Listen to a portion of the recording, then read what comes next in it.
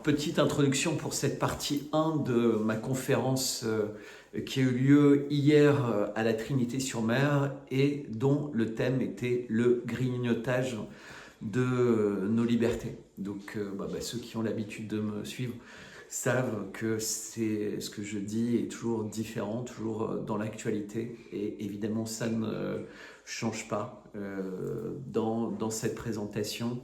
Je pense que vous allez être amené dans un voyage qui va vous édifier. Ce sera en 3 parties. Donc il y a une première partie qui est sur la liberté d'expression. Une deuxième partie que je mettrai en ligne dans les prochains jours, dans laquelle je parle d'art contemporain, je parle de Léonard de Vinci. Et je parle du mal comme étant consenti et du bien comme étant consanguin. Et la place particulière, évidemment, du Christ, la place particulière de quelqu'un comme Léonard de Vinci. Donc c'est une partie eschatologique forte. Et il y aura une troisième partie de questions-réponses. Alors j'ai pas pu enregistrer toutes les questions-réponses parce que mon téléphone a saturé avec les 4 heures d'enregistrement. Mais ce que je n'ai pas enregistré, en fait, je le referai avant de le mettre en ligne. En fait, je le referai de mémoire parce que je pense que également les questions qui ont été posées sont intéressantes à partager. Donc la conférence, je pense que ça a été un grand succès puisqu'on a fini à 1h du matin et il y avait 80% des personnes qui étaient là au début, donc qui étaient encore là à la fin, passionnées.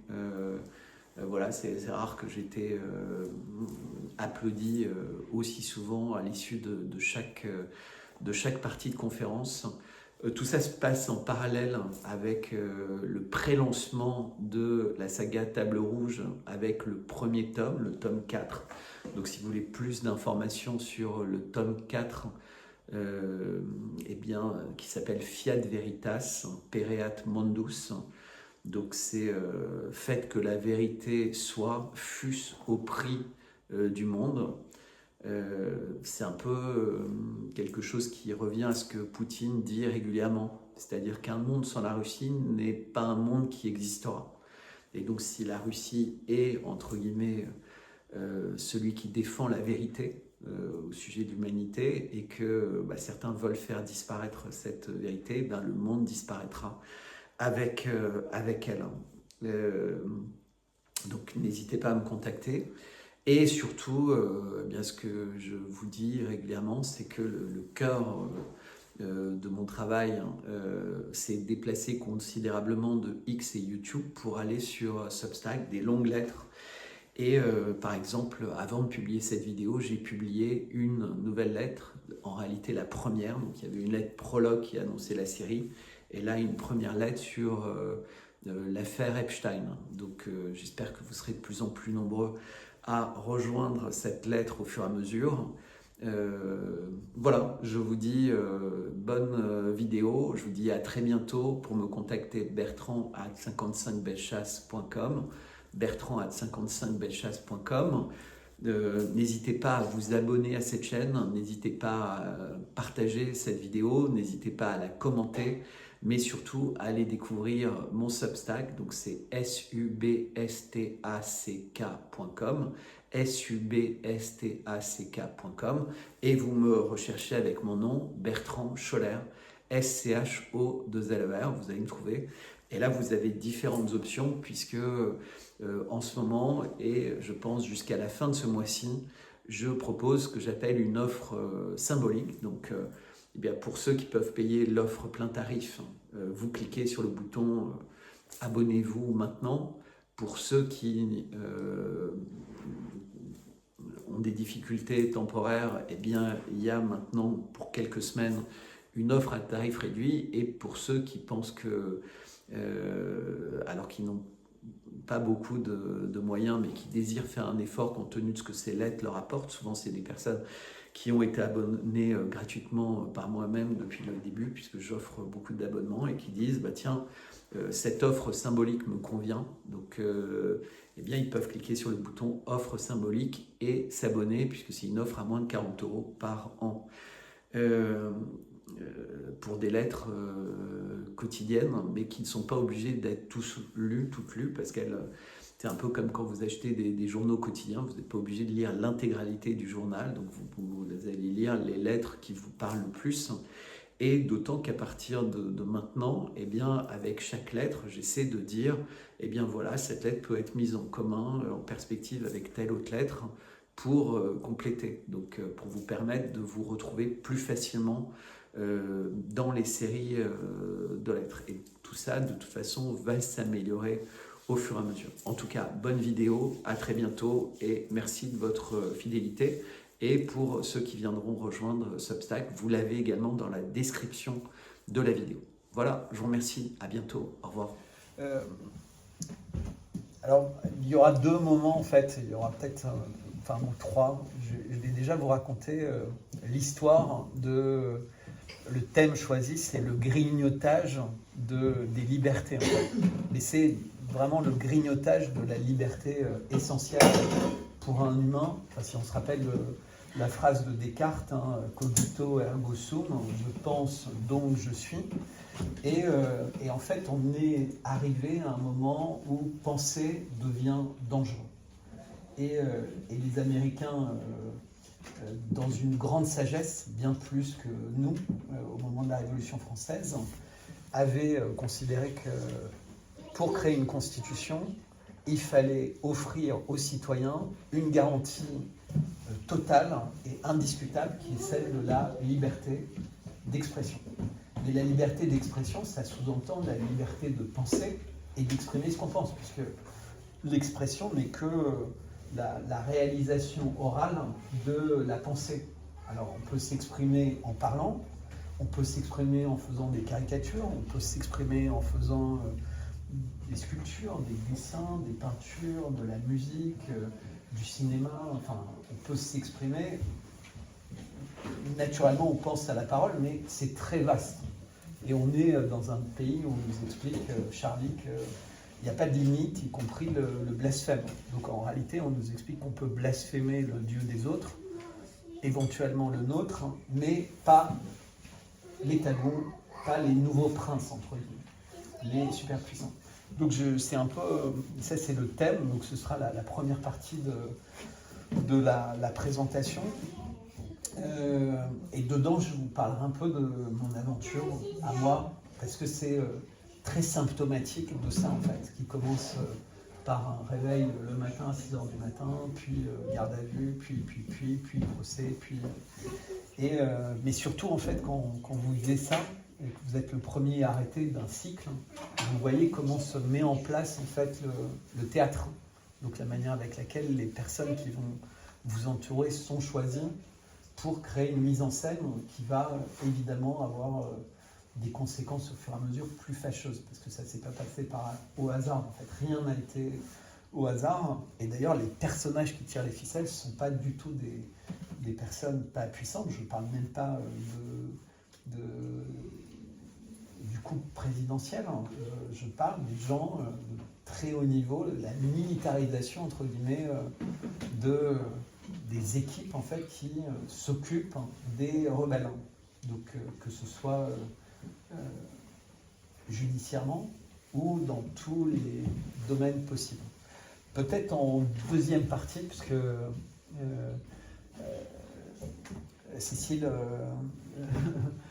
veut à chaque fois que je parle de Léonard de Vinci, et donc du sang, etc. Alors ça tombe bien, puisque comme je suis en train, certains d'entre vous savent, j'écris une saga, entre guillemets, donc il y a déjà plusieurs tomes qui sont écrits, donc un qui va être, il est fini, il y en a plusieurs qui sont finis, et qui s'appelle Fiat Veritas, et c'est que la vérité soit faite,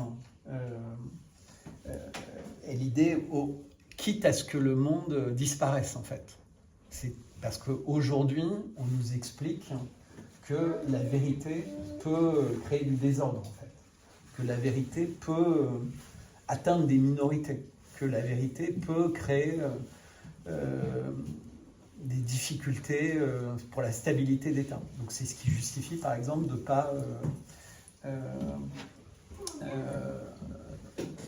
pas sortir les fichiers de Kennedy, de pas sortir les fichiers du 11 septembre, qui est eu la disparition de tous les originaux de la NASA concernant la conquête de l'espace, que les réunions à l'Élysée avec le comité stratégique concernant le Covid soient confidentielles pour 50 ans, etc., etc. Donc on se rend compte qu'en fait la vérité et pas les discours officiels est devenu quelque chose qui est considéré comme dangereux. Alors qu'en réalité, la quête de l'humain, c'est la quête de la vérité en fait. Et la vérité suprême étant l'amour, puisque c'est la plus pure expression de la vérité, puisque ça veut dire qu'on est en ligne avec soi-même, avec ce qui est autour de nous. Donc ça, ce sera la deuxième partie où je parlerai, puisque dans le roman, eh bien, je m'amuse à me promener dans l'histoire, dans les concepts, dans ce qui se passe aujourd'hui d'un point de vue géopolitique, concrètement. Et il y a des personnages très marquants en fait dans l'histoire. Évidemment, le personnage le plus marquant de l'histoire terrestre, c'est Jésus-Christ, selon moi. J'ai aucun doute ni sur son existence, ni sur sa filiation, ni quoi que ce soit. Donc j'ai la foi. Et je pense que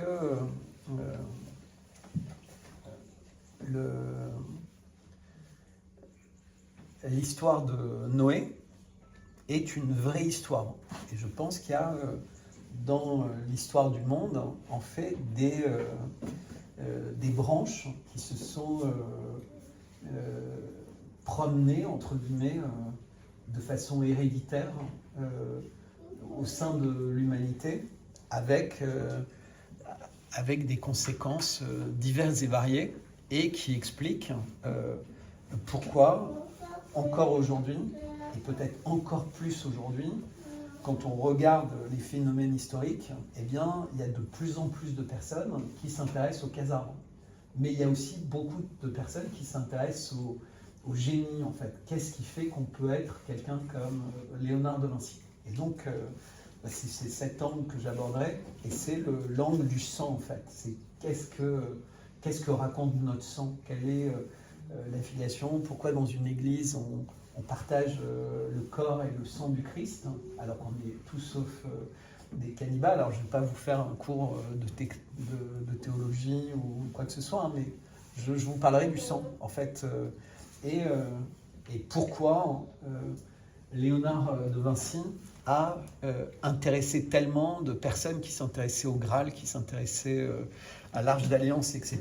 Pourquoi ils sont allés dans tous les endroits où il avait vécu depuis sa naissance, qui est très particulière, puisqu'il était le fils d'une esclave du Caucase qui prétendait ne pas avoir eu de compagnon, entre guillemets, donc il ne comprenait pas pourquoi elle était enceinte, et qui, alors qu'elle était très pauvre, très machin, a donné la naissance à un enfant, donc Léonard de Vinci, et qui s'est retrouvé avoir comme parrain les 10 personnes les plus puissantes de la région en question. Comment une mère qui met au monde, entre guillemets, quelqu'un qui pouvait être considéré comme un bâtard, fait que finalement les gens ont peut-être cru son histoire, et le destin de Léonard de Vinci est très particulier, et vous verrez, je vous raconterai, c'est une histoire qui mériterait un livre entier, parce que la Joconde raconte énormément de choses en fait. Et puisque les grands artistes trouvent toujours le moyen d'exprimer en fait les grands secrets. Et puis la troisième partie, ben ça c'est vous qui déciderez, puisque vous aurez sans doute quelques questions à poser, et j'essaierai d'y apporter des réponses. Alors la dernière fois, on a passé 4 heures ici, donc je ne sais pas si Cécile est d'accord pour qu'on passe autant de temps, donc ça vous donne un peu une idée. Vous avez des clémentines. Et du miel. Et du miel. Voilà, donc ça c'est le programme. Et vraiment, quand on avait discuté du sujet, s'intéresser à la liberté d'expression, c'est la clé. Alors peut-être, je vais juste vous rappeler en préalable ce que ça veut dire d'un point de vue de la Constitution américaine, le premier amendement américain. Donc la Constitution américaine, c'est un document qui a été signé, alors c'était Washington, Madison, je ne sais plus quels étaient les signataires de cette Constitution. Je ne sais même pas si c'est ceux qui ont leur portrait sur le Mont Rochefort, je ne sais plus. Donc en tout cas, elle est signée par des gens dont certains d'ailleurs sont des francs-maçons très affirmés, entre guillemets. Un peu comme ceux qui ont signé la Déclaration universelle des droits de l'homme française. Mais contrairement à la Déclaration des droits de l'homme en France, qui commence par un mensonge, qui est les hommes, les femmes naissent et meurent libres et égaux en droit, on sait tous que c'est faux. Donc commencer une déclaration par quelque chose qui évidemment est faux. On peut imposer l'égalité entre les hommes et les femmes, mais elle est physiologiquement inexacte. On peut imposer l'égalité entre quelqu'un de riche et quelqu'un de pauvre, ou quelqu'un qui a eu des malformations et quelqu'un qui n'en a pas, etc. On sait que c'est faux. Donc c'est un rêve, et tous les rêves en fait qui sont imposés créent des frustrations. Puisqu'on vous promet quelque chose, le contrat le plus important, et dès le début vous savez que c'est mal parti. Les Américains n'ont pas fait ça. Ils ont dit, premier amendement, liberté d'expression. Et liberté totale, indiscutable. C'est les personnes peuvent s'exprimer librement. Et on voit bien, ils y tiennent à cette liberté d'expression, mais en ce moment, elle est attaquée. Et on verra comment tout se rejoint. Cette affaire Macron, on verra qu'elle a un impact sur la liberté d'expression aux États-Unis.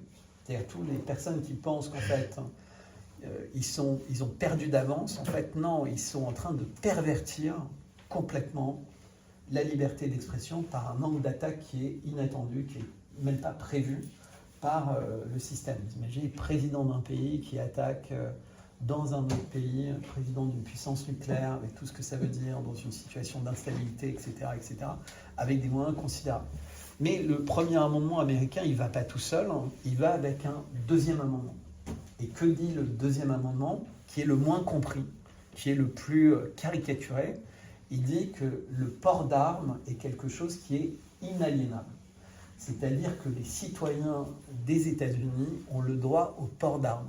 Et donc nous, on caricature ça depuis toujours, on dit mais non, c'est pas bien parce que il y a des meurtres devant les écoles, il y a des terroristes, il y a des gens idiots qui vont faire du mal à leur famille, etc. En réalité, c'est relativement rare. Ça existe, mais c'est plutôt des bandes organisées, des gangsters, des gens qui sont financés par les personnes qui voudraient que ces droits disparaissent. Et on pourra y revenir plus en détail, parce qu'en réalité, ce qu'on voit, c'est toujours le résultat d'intrigues qu'on ne voit pas, en fait, ou qu'on ne peut même pas imaginer. Pas toutes liées au cinéma, aux jeux vidéo, etc., mais parfois, c'est des sélections de personnes. Alors, il y a quelques jours, on célébrait tristement le Bataclan. Quand on creuse un peu tout le Bataclan, pour ceux qui ont profité de ce 10e anniversaire pour se poser les questions qu'on peut se poser depuis 10 ans, mais qu'on pouvait se poser bien avant, on voit que c'est beaucoup plus compliqué que la version officielle. Et c'est pas mon sujet là. Donc, premier amendement, liberté d'expression. Deuxième amendement, liberté de port d'armes. Et pourquoi liberté de port d'armes? Et ça, c'est vraiment essentiel. C'est pas pour se défendre vis-à-vis de son voisin. Non, non, c'est si jamais un jour un tyran avait l'envie de revenir sur le premier amendement, il faudrait que le peuple puisse être armé pour renverser le tyran en question. Donc le deuxième amendement n'a pas du tout été pensé pour que les gens aient des armes, il a été pensé pour que le peuple soit toujours plus puissant que le tyran, qui pourrait lui retirer la liberté d'expression. Ah non mais c'est super important de comprendre ça, parce qu'en fait on ne nous le dit jamais. On nous parle du port d'armes comme quelque chose de dangereux, etc. Non, ce qui est dangereux, c'est qu'en fait des personnes puissantes puissent s'accaparer les pouvoirs économiques, politiques, et je dis bien économiques avant, parce que si vous regardez la couverture de The Economist qui vient de sortir, parce que ça va être assez... je vais peut-être partir un peu dans tous les sens, hein, c'est pas grave, vous pourrez revoir. Donc. Mais on voit bien que le pouvoir économique est en train de devenir très fort. Hein. On voit les patrons de boîtes comme Palantir qui viennent de signer avec l'armée polonaise pour que vient faire Palantir en Pologne dans une guerre avec la Russie pour les aider à concevoir leur plan de bataille, leurs drones, leurs machins, etc. Et pour avoir accès à toutes les données des soldats, toute leur messagerie, tout leur... Enfin, et ça, c'est qu'un exemple. Hein. On voit les banques, les boîtes pharmaceutiques, tout est en fait contrôlé par des sociétés qui deviennent plus puissantes que les États. Mais bon, donc si ces gens-là veulent s'accaparer le pouvoir, il faut que les citoyens puissent se défendre. Et historiquement, il y avait des moyens de se défendre. On pouvait manifester, on pouvait faire la grève, on pouvait... déjà, c'était un vrai moyen de faire pression. On avait vu avec... Margaret Thatcher, bon, ils n'avaient pas gagné, mais ils avaient vraiment bloqué l'Angleterre. Il y avait une vraie pression sur l'économie anglaise et dans tous les pays. Par exemple, avec les Gilets jaunes. Bah, que s'est-il passé après? Eh bien, maintenant, le droit de grève a évolué et en réalité, il n'existe plus. Donc, les cheminots ne peuvent pas bloquer les trains. Alors, c'est vrai que c'était désagréable parce que ça se passait à l'époque de Noël. Les profs ne peuvent plus. En fait, il faut qu'il y ait des solutions de remplacement qui soient proposées. C'est-à-dire que les gens font la grève et ça n'a de conséquences que pour eux et ils ne sont pas soutenus par les gens qui pourraient bénéficier directement ou indirectement de leur volonté de faire la grève et de contester, entre guillemets, ce qui est en train de se passer. Donc on a isolé les personnes et on a dit à tout le monde, pour votre sûreté, pour votre confort, on va... empêcher les grèves d'être sauvages, ça devient illégal. On va empêcher les gens de s'exprimer librement sur les réseaux, souvent en les intimidant, mais en créant des lois qui les en empêchent. On sait bien, parce que la France a été très innovante dans le domaine. La première loi qui a sanctuarisé la liberté de parole à certains domaines, c'est quand même la loi Guessot. C'est une loi de l'époque de Mitterrand qui empêche... on oublie tout le temps ça en fait, parce qu'on se rappelle de ce qui nous arrive en ce moment. Ce qui nous arrive en ce moment est possible parce que c'est le fruit de ce qui nous est arrivé avant le moment où on parle. Et que dit la loi Guessot? En fait, c'est une loi qui sanctuarise tout ce qui concerne les Juifs pendant la Deuxième Guerre mondiale. C'est-à-dire qu'on ne peut plus interroger la version officielle de ce qui s'est passé pendant la Deuxième Guerre mondiale. Je ne dis pas qu'il faut remettre en cause ça. Je dis juste qu'en tant que scientifique, l'histoire n'est pas une science. On sait à peine comment se sont déroulées des élections. On n'est pas capable de trouver quelqu'un qui a piqué les bijoux du Louvre. On n'a jamais eu la réponse sur l'incendie de Notre-Dame. Alors, être capable de dire très précisément... ce qui s'est passé, de quelle manière, etc. Bon, et voilà. La loi dit, et on est le seul pays au monde à avoir une loi équivalente, ça n'existe nulle part ailleurs, une loi qui légifère sur l'écriture officielle de l'histoire. Je ne sais pas si vous imaginez ce que je suis en train de vous dire, mais c'est passé comme ça. Pourquoi c'est passé comme ça? Parce qu'il y a toujours la même mécanique. C'était ça ce que je voulais... expliquer. C'est la mécanique du choc. Il y a un choc, une émotion, un attentat terroriste, un événement majeur qui se passe avec des conséquences très fortes. Par exemple, un enfant qui se suicide parce qu'il est harcelé. C'est terrible. Tout le monde se dit, il a été abandonnés par l'école, les réseaux sociaux ont laissé se mettre en place un processus de harcèlement dans la cour de récréation, dans machin, etc. Et puis, assez vite, en réalité, on va dénoncer un coupable.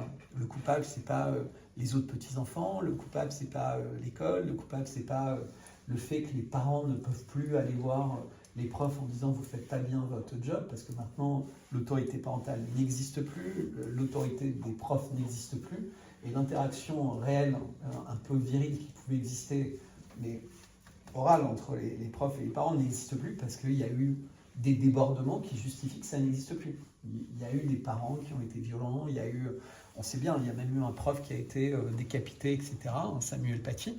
Donc tout ça crée des chocs qui vont permettre d'enlever des libertés pour améliorer les conditions de la vie sociale. Et donc l'exemple que je donnais, c'était le choc du harcèlement.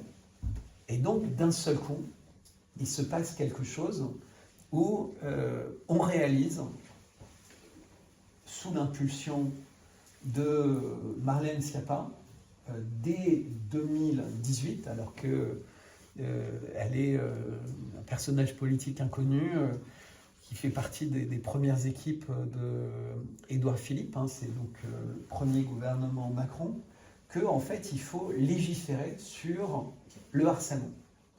Mais c'est une très bonne idée.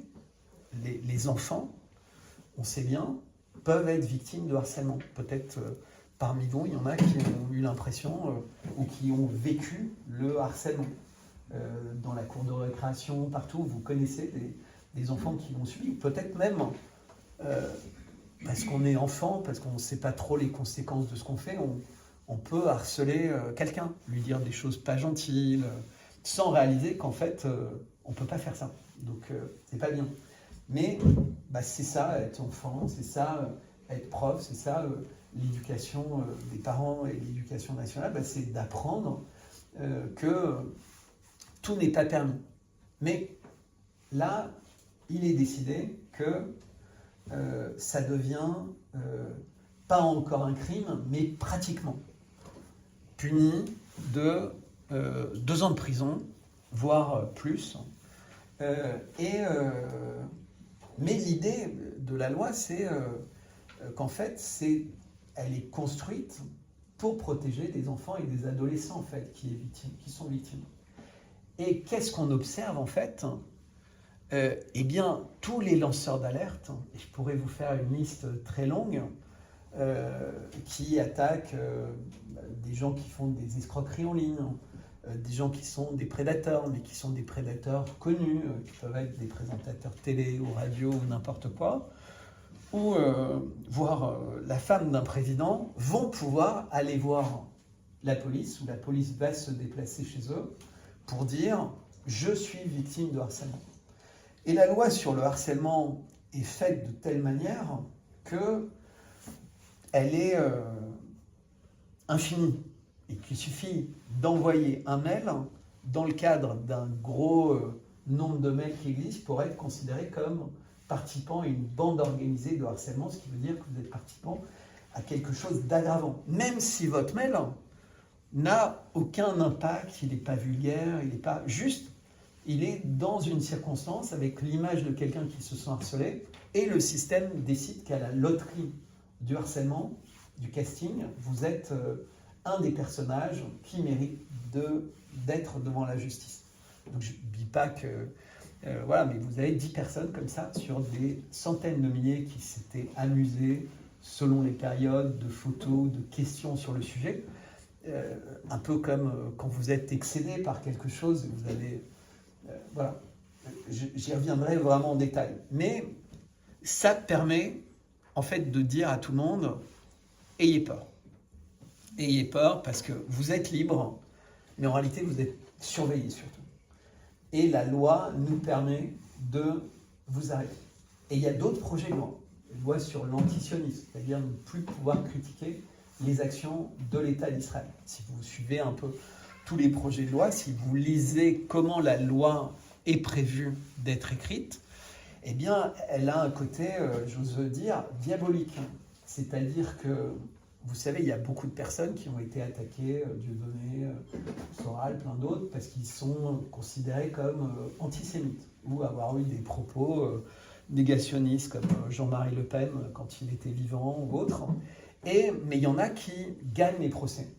C'est-à-dire qu'ils ne sont pas toujours condamnés. Parce que ils utilisaient l'humour, ils utilisaient le conditionnel, ils utilisaient plein de formules. En fait, cette loi, comment elle a été rédigée? Il y a des gens qui sont des consultants, ou des intelligences artificielles, ou ce que vous voulez, qui ont pris tous les procès gagnés par les prévenus qui étaient attaqués sur ces questions-là. Parce qu'en fait, ils ne critiquaient pas les Juifs, mais ils critiquaient l'État d'Israël, parce que. Et la loi prévoit que maintenant, en fait, elle a été formulée pour que plus aucune de ces mailles de filet à travers lesquelles les gens étaient passés ne soit possible. Vous comprenez? C'est-à-dire qu'elle n'est pas faite en réalité pour résoudre un problème social, elle est faite pour empêcher quiconque sera visé par cette incrimination salissante, entre guillemets, d'en réchapper. Et elle évoluera évidemment au fur et à mesure où quelqu'un réussira à s'échapper pour ne plus permettre d'en réchapper. On est vraiment dans de la science-fiction. Mais il faut bien comprendre que c'est comme ça. Exactement comme ça s'est passé avec les vaccins. On a H1N1, puis le Covid, puis la prochaine maladie. Et à chaque fois, le système progresse. Qu'est-ce qui s'est passé? Il y a eu des résistants. Il y a eu des gens qui étaient insoumis, qui auraient pu faire des faux certificats, qui n'ont pas voulu, qui ont été suspendus, qui ont résisté à la suspension. Il ne faut absolument pas que ces gens rejoignent le monde hospitalier parce qu'ils vont faire comprendre aux autres à quel point ils sont. Donc ils sont dangereux. Il faut les exclure, pas que du monde médical, il faut les exclure de la société. Mais la prochaine fois, ce sera évidemment beaucoup plus terrible parce qu'ils savent comment et quel type de personne a agi comme ça. Et donc, ils seront identifiés. Il faut savoir que le système auquel on fait face est une machine sans aucune pitié. C'est-à-dire que tout ce qui est un poil à gratter, tout ce qui dérange, va être ciblé. Et évidemment, il faudra obtenir une manière soit de le salir, c'est la première étape, on vous salit. Donc vous devenez infréquentable. Et c'est assez facile à faire. La deuxième étape, en fait, on vous isole encore plus, donc en rendant, entre guillemets, dangereux l'idée même d'être associé à la personne. Ensuite, on vous ruine, donc vous n'avez plus les moyens d'existence. Vous avez beaucoup de gens qui se sont retrouvés à évoluer dans cette situation. Et puis la dernière, on vous liquide ou on vous enferme. Et donc ça, c'est la machine, en fait, qui se met en place. Mais elle n'existe et elle n'est en place que pour empêcher, et je reviens au point de départ, la liberté d'expression. C'est-à-dire que la cible, c'est de faire en sorte que les personnes soient moins libres que les machines. En fait, on ait une conscience algorithmique limitée. C'est-à-dire que face à une sollicitation, on a un nombre limité de réactions possibles, de réactions orales, réactions physiques, etc. C'est-à-dire vous allez à un spectacle comique, vous n'allez surtout pas rigoler si jamais à un moment le comique dérape et fait une blague sur les Belges. Bon, sur les Belges, à la limite ça va, mais imaginons plus dangereux qu'une blague sur les Belges. Et là, vous savez qu'il y a peut-être des caméras dans la salle, et un jour, une intelligence artificielle ira regarder dans les caméras et va trouver votre message souriant. Elle ne va pas vous le dire. Mais elle va se rappeler que le monsieur du 3e rang, dont on a le passeport, puisqu'en fait il y a la reconnaissance faciale, rigole à cette blague, et sa femme essaie de l'arrêter. Non mais vous rigolez, mais c'est hyper facile. C'est hyper facile. Aujourd'hui, en fait, on le sait, on le découvre, quasiment tous nos échanges, toutes nos interactions, toutes nos paroles donnent lieu à une publicité adaptée le soir, le lendemain, etc. Vous parlez de barbecue, le lendemain, vous avez des pubs sur des nouveaux barbecues, vous parlez de vacances quelque part, vous avez des pubs sur des vacances quelque part. En fait, tout est entendu. Alors, c'est sympa parce que dans l'esprit, c'est magique. Mais c'est un peu ce que disait Einstein avec la bombe atomique, c'est qu'est-ce que j'ai inventé, quoi. À quel moment on a besoin de toutes ces choses-là? Qu'est-ce qui fait qu'on a besoin d'être sans cesse sollicité pour acheter quelque chose dont on n'a pas besoin? Parce qu'il y a des gens qui ont besoin d'écouler des produits qui sont complètement inutiles, etc. etc. Enfin, vous imaginez il n'y a pas beaucoup de gens très jeunes dans la salle, il y a des petits-enfants, mais combien de vêtements, entre guillemets, de produits on achète dont on n'a pas véritablement besoin? Qu'est-ce qui fait ce goût pour acheter des choses dont on n'a pas besoin? Comment la société nous rend-elle esclaves à ce point-là qu'on ait besoin de choses dont on n'a pas besoin?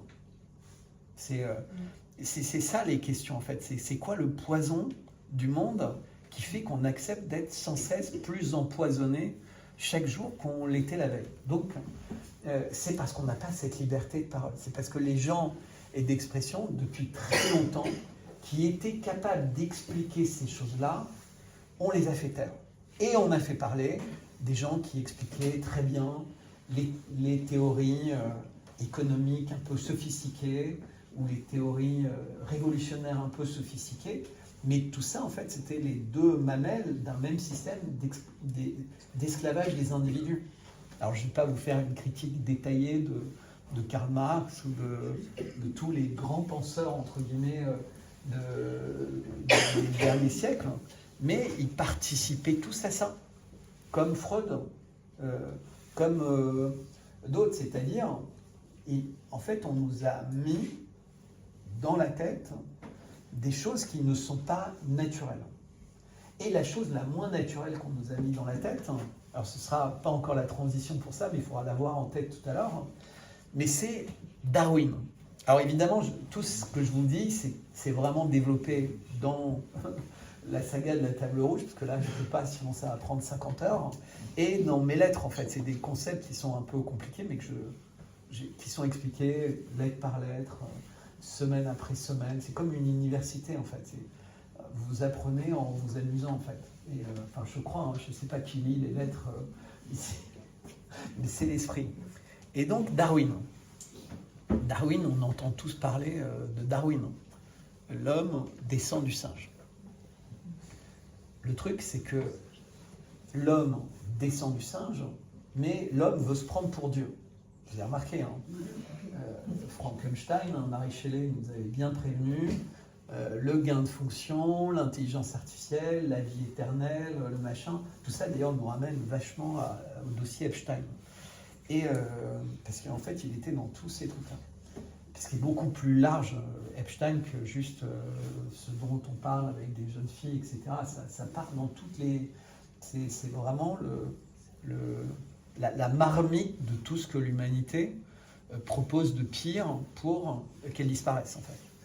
Mais pas en tant que tel, il est la suite d'autres qui ont préparé le terrain, et il y en a d'autres qui ont déjà pris le terrain. Mais Darwin.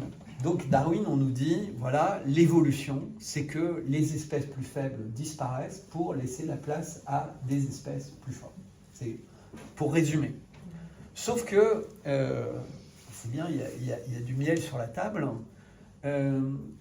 Dans le schéma de Darwin, on imagine des espèces, on se fait le film de l'évolution, vous savez, le petit truc qui sort de l'eau parce qu'il a des petites pattes qui sont apparues à côté de ses nageoires, puis il vole, puis... Donc c'est très sympa à concevoir, en fait, parce que intellectuellement c'est drôle, et puis nous on est le maillon ultime de la chaîne. Alors que quand on s'intéresse un peu aux animaux, on se rend compte que le requin c'est un maillon ultime d'une chaîne, le lion, le tigre en Sibérie ou ailleurs, enfin, etc., etc. Mais surtout, les abeilles. Une abeille, ça n'existe pas. L'animal, est-ce que c'est l'abeille ou est-ce que c'est l'essaim?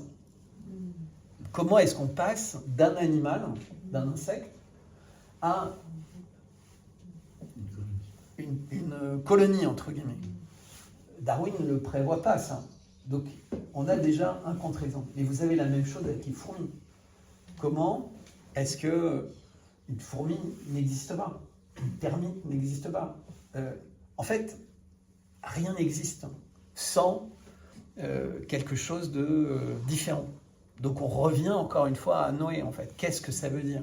Est-ce qu'il y a des cycles qui se passent? Est-ce que... Je n'ai pas les réponses à tout ça. Je sais juste que ça me permet d'avoir des repères qui sont beaucoup plus logiques, même s'ils paraissent beaucoup plus invraisemblables, que ceux qu'on a essayé de nous ingurgiter. Et surtout, ce qui est intéressant, c'est que les gens qui nous ingurgitent ça, ils ont l'air d'être tous liés de génération en génération aux mêmes tribus, en fait. Donc il y a des gens qui appartiennent à des tribus très particulières et qui essaient de nous imposer, dans notre manière de voir et de vivre, des choses qui ne sont pas normales. Et tous les gens qui les contestent à toutes les époques sont complètement balayés. Soit très vite, soit... Là, par exemple, il y a un chercheur dans le nucléaire en Égypte qui a été retrouvé mort de 10 balles il y a quelques jours. Alors, on n'en parle pas autant quand ça arrive en Iran ou ailleurs, parce qu'en Iran, on comprend tout de suite ce qui est en train de se passer. Mais tous les jours, en fait, il y a des gens comme ça qui disparaissent parce qu'en fait, ils sont en train de devenir peut-être, ou ils pourraient devenir importants ou gênants ou quelque chose. Et donc, il y a des gens qui décident de les tuer avant qu'ils puissent devenir importants. Moi, je m'étais amusé à poser une question à une intelligence artificielle, parce que tout le monde me disait, mais t'as pas peur, t'es pas en danger, etc. Et moi, je disais à l'intelligence artificielle, est-ce que je suis en danger? Qu'est-ce que ça veut dire être en danger? Et en fait, la réponse était non. Non.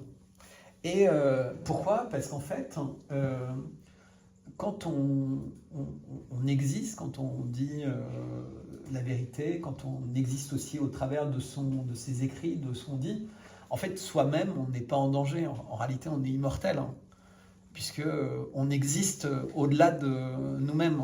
Et donc, en fait, le plus compliqué, c'est de croire qu'on vit bien dans le secret. Et donc, nous, on nous dit à l'école, depuis toujours, pour vivre heureux, vivons cachés. Pour vivre... Mais c'est pas vrai. On revient à cette manière de tuer notre liberté d'expression, de tuer nos devoirs en tant qu'âme conscience sur Terre, de nous exprimer, puisque c'est notre bataille numéro un. Si vous connaissez des gens qui connaissent vraiment la musique, etc., ils vont tous vous dire, le plus bel instrument du monde, c'est les cordes vocales. La plus belle création de Dieu, entre guillemets, c'est comme ça, c'est nous, en fait. Mais il n'a pas créé le singe pour nous créer nous. Vous voyez ce que je veux dire? Et il n'a pas créé des hommes suffisamment vicieux pour croire qu'il pouvait le remplacer. Avec les cellules souches, avec tout ce qui se passe en ce moment. Je vais vous raconter juste un truc vertigineux, et puis après je vais revenir dans le fil de l'histoire. Mais il y a des gens aujourd'hui qui sont tellement riches, qui sont tellement malades mentaux, entre guillemets, et ça rejoint les plus grands scandales qui ont lieu en ce moment, et vous allez voir, ça va exploser, qui trouvent des femmes qui ont l'air d'être assez compatibles d'un point de vue génétique avec eux.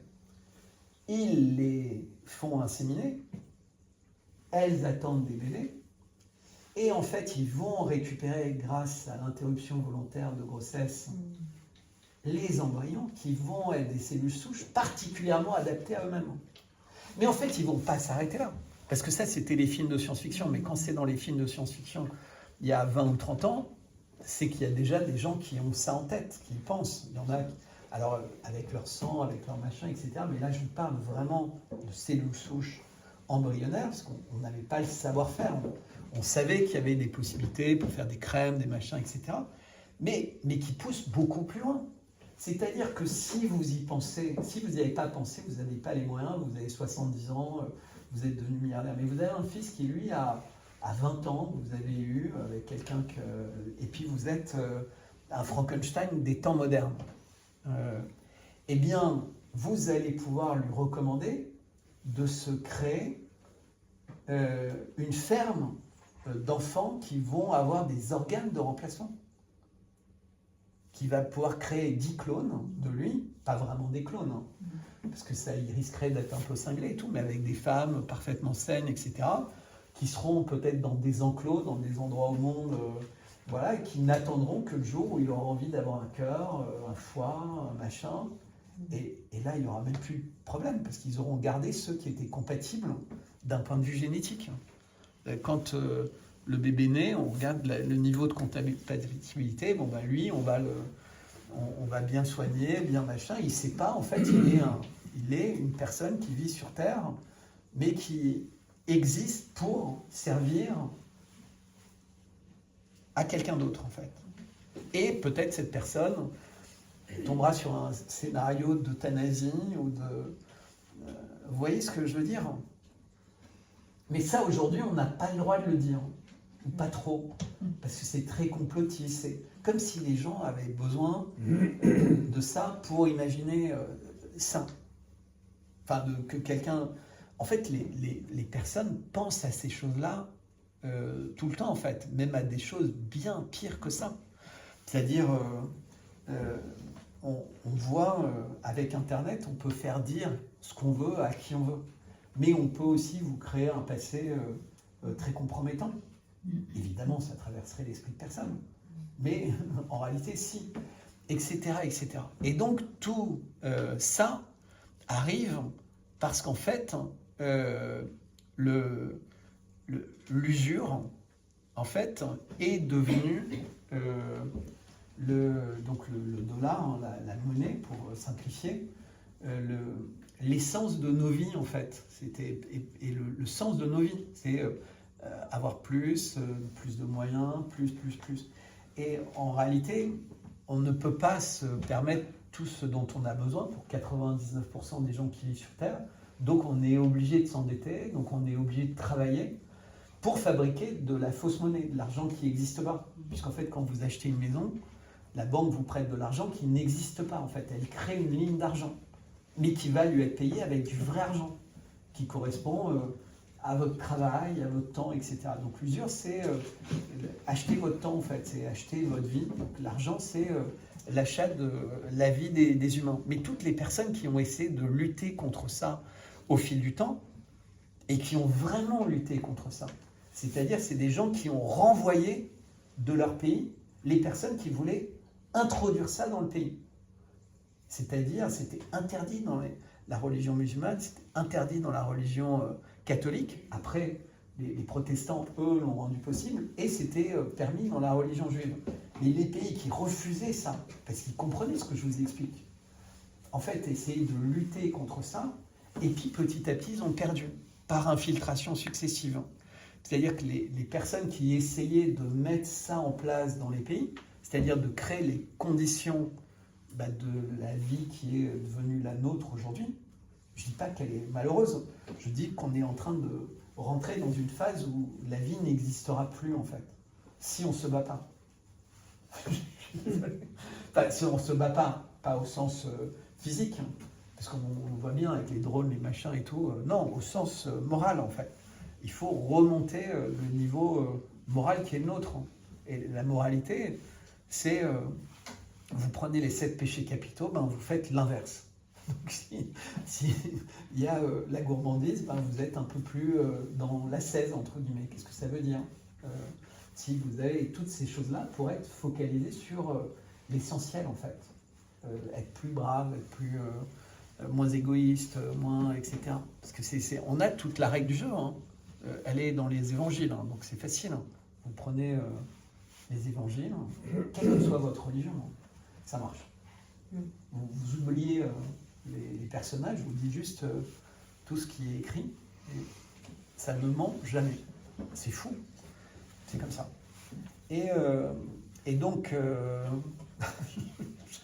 je ne sais plus trop où j'en étais dans le fil, mais en réalité, il y a des gens qui aujourd'hui ont un tel pouvoir et une telle gourmandise de pouvoir et de vie éternelle et de ne pas être emmerdés et de ne pas culpabiliser, etc., qui sont capables dans des réunions comme le World Economic Forum avec le procès de Klaus Schwab, mais surtout son ex-bras droit, qui s'appelle Yuval Hariri, de dire, on est à une époque où il faut se poser des questions très importantes. On ne peut pas se faire semblant de se poser des questions sur le nombre d'inutiles, de totalement inutiles qui vivent sur Terre. Et donc, quand vous voyez ce qui s'est passé en France depuis 10 ans, on est les éclaireurs de ça, sans en avoir l'air. L'IVG dans la Constitution, l'euthanasie à la carte. En ce moment, il y a des consultants, des gens très intelligents, qui sont en train de réfléchir. Alors, je ne voudrais pas donner une mauvaise idée à d'autres personnes, de toute façon, ils les ont déjà. Donc, ils y travaillent. Et ils disent, voilà, quelqu'un qui n'a pas une situation très confortable, qui n'aura pas forcément les moyens de payer durablement son EHPAD, il a déjà vendu sa maison, il n'y a plus d'économie, il n'y a plus rien, les enfants n'ont pas les moyens, il va être approché par quelqu'un qui va le voir et qui va lui dire « Monsieur Dupont, on voudrait vous proposer quelque chose. Bon, votre vie, elle est vraiment terrible, vous n'allez pas pouvoir aller ni en EHPAD, ni en rien, etc. etc. Mais l'État, dans son infime générosité, puisque vous n'avez pas d'héritage à donner à vos enfants, si vous acceptez de mourir de votre plein gré, vos enfants hériteront de 50 000 euros ou 100 000 euros. Pourquoi? La personne, elle a 65 ans. Elle est en bonne santé, elle va coûter à la société un peu de sa retraite, ses maladies, ses machins, ses ceci. Elle va coûter 150 000 euros, 200 000 euros s'il vit jusqu'à l'espérance de vie. Et donc, en fait, si vous le payez comme un viager inversé, en fait, vous gagnez de l'argent. Et lui, vous lui dites, plutôt que d'être un poids pour vos enfants, soyez une... Non, mais ça vous paraît bizarre. Hein. Mais c'est comme ça que la loi a été écrite, en fait, pour permettre ça.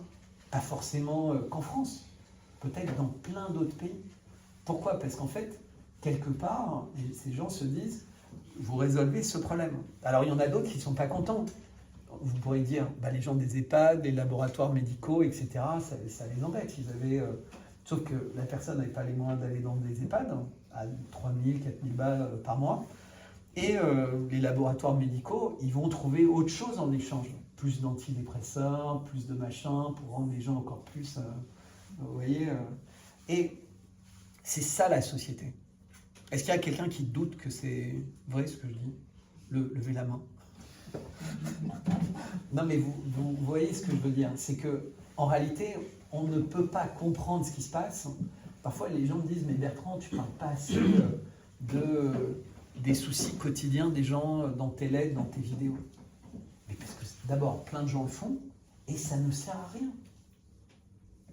Et ça n'a aucun intérêt. Quand vous avez... je vais vous donner un petit exemple, vous allez bien comprendre. Quand vous avez des héros qui finalement décident de démissionner, il aurait pu démissionner plein de fois, hein. Il y avait les affaires Bétarab, les machins, etc. Bon voilà, il a fait ses 6 mois Premier ministre, il aura tous les avantages à vie, il repart, il s'est oublié, voilà. Il démissionne. Et Emmanuel Macron décide de nommer Le Cornu. Alors ceux qui me suivent savent que c'est particulièrement intéressant. C'est même une gourmandise de la part d'Emmanuel Macron que ce ministre, qui est le ministre qui l'a accompagné dans tous les gouvernements, s'appelle Le Cornu.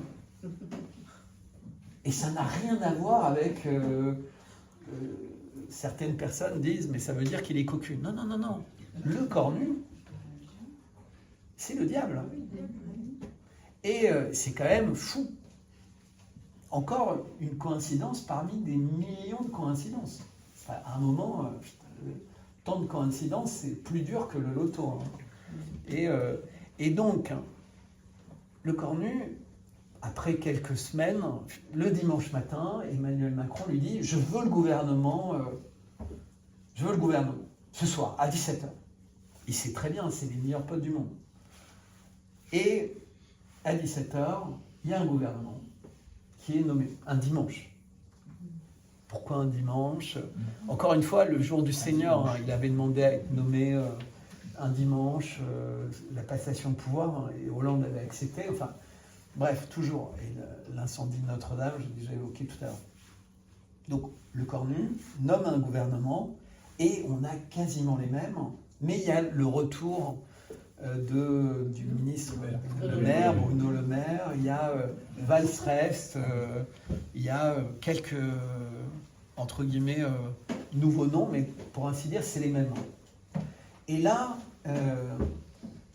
il se passe exactement ce qui était prévu. C'est-à-dire que la présence de Bruno Le Maire, qui était parti, qui n'est pas tellement respecté dans son parti ou autre, semble-t-il crispe un certain nombre de personnes au sein de LR. Mais en réalité, tout ça est vachement téléphoné. Vous imaginez, de toute façon, vous avez Retailleau, qui est le chef de ce qui est censé être l'opposition républicaine à Macron, qui accepte d'être un ministre subalterne du gouvernement de Premier ministre. Donc c'est une espèce de cohabitation en division régionale. Vous voyez ce que... Non mais... C'est un truc qui a été inventé par les LR et qui le justifie, je ne sais pas comment, mais bon, bref, il n'y a pas d'opposition. Ça veut dire que tous ces gens-là viennent pour la soupe, soi-disant parce qu'ils ont de l'importance, mais à chaque fois qu'ils ne sont pas d'accord, au lieu de partir, ils acceptent et ils sont toujours d'accord. Mais bref, donc le Cornu fait ce gouvernement et il apprend que certains partis ne sont pas contents. Et il ne va pas au vote, hein. Il annonce le matin, avant les journaux du matin, sa démission. Donc il a annoncé son gouvernement pour les journaux du soir, et le matin, et il annonce, voilà. Et là, tout le monde m'a dit, mais vas-y, moi je m'étais contenté de dire le Cornu, et de répéter, il restera Premier ministre, et ce sera le dernier Premier ministre d'Emmanuel Macron. Elle dit, mais tu dis n'importe quoi, il vient de démissionner, c'est terminé. J'ai dit, non, moi je vous dis ça. Pourquoi parce que c'est une évidence pour moi, vu ce que j'ai compris de ce qui se passe, ça ne peut être que ça. Et plus les jours passent, plus tout le monde dit « Ah, c'était vraiment n'importe quoi ». Et puis finalement, qu'est-ce qui se passe en réalité sous la table? Il se passe exactement ce que Macron avait prévu, comme ce qu'il avait prévu pour les dissolutions, comme ce qu'il avait prévu pour tout. En fait, les mêmes causes produisent les mêmes effets. Et il dit, c'est simple, il va voir quelques LR, il leur dit, voilà, si vous refusez de trouver une solution avec nous, les PS, qu'est-ce qui va se passer? Comme la gauche NUPES a explosé, vous aurez presque plus de députés, puisque scrutin majoritaire à 2 tours, hein, pour être député, il faut être un bloc, donc si NUPES et le Parti Socialiste, tous ces gens-là se disputent, ils ne sont même pas au 2e tour, puisqu'en fait, ils sont... barrés par les autres partis. Je ne vais pas vous expliquer, c'est comme ça que ça se passe en France. Donc comme ils ne sont plus capables de s'entendre, ils vont perdre plein de députés, donc ils n'ont pas intérêt à avoir une dissolution avant d'avoir trouvé une solution. Donc eux déjà, ils sont plutôt d'accord pour écouter très attentivement. Je parle des socialistes, parce qu'eux comprennent qu'ils seront vraiment... ils disparaîtraient, entre guillemets. Et vous avez la même chose avec la droite, auquel ils disent, en plus, regardez les sondages, Bardella est à 35%, il va faire un raz-de-marée, il sera le Premier ministre, la France deviendra un pays fasciste, entre guillemets, voilà. Et donc, LR dit, ok, on ne sera pas au gouvernement, mais on ne veut pas s'opposer, etc. Donc, ils ont tous baisser leur culotte, alors qu'ils étaient pour la première fois en position de force.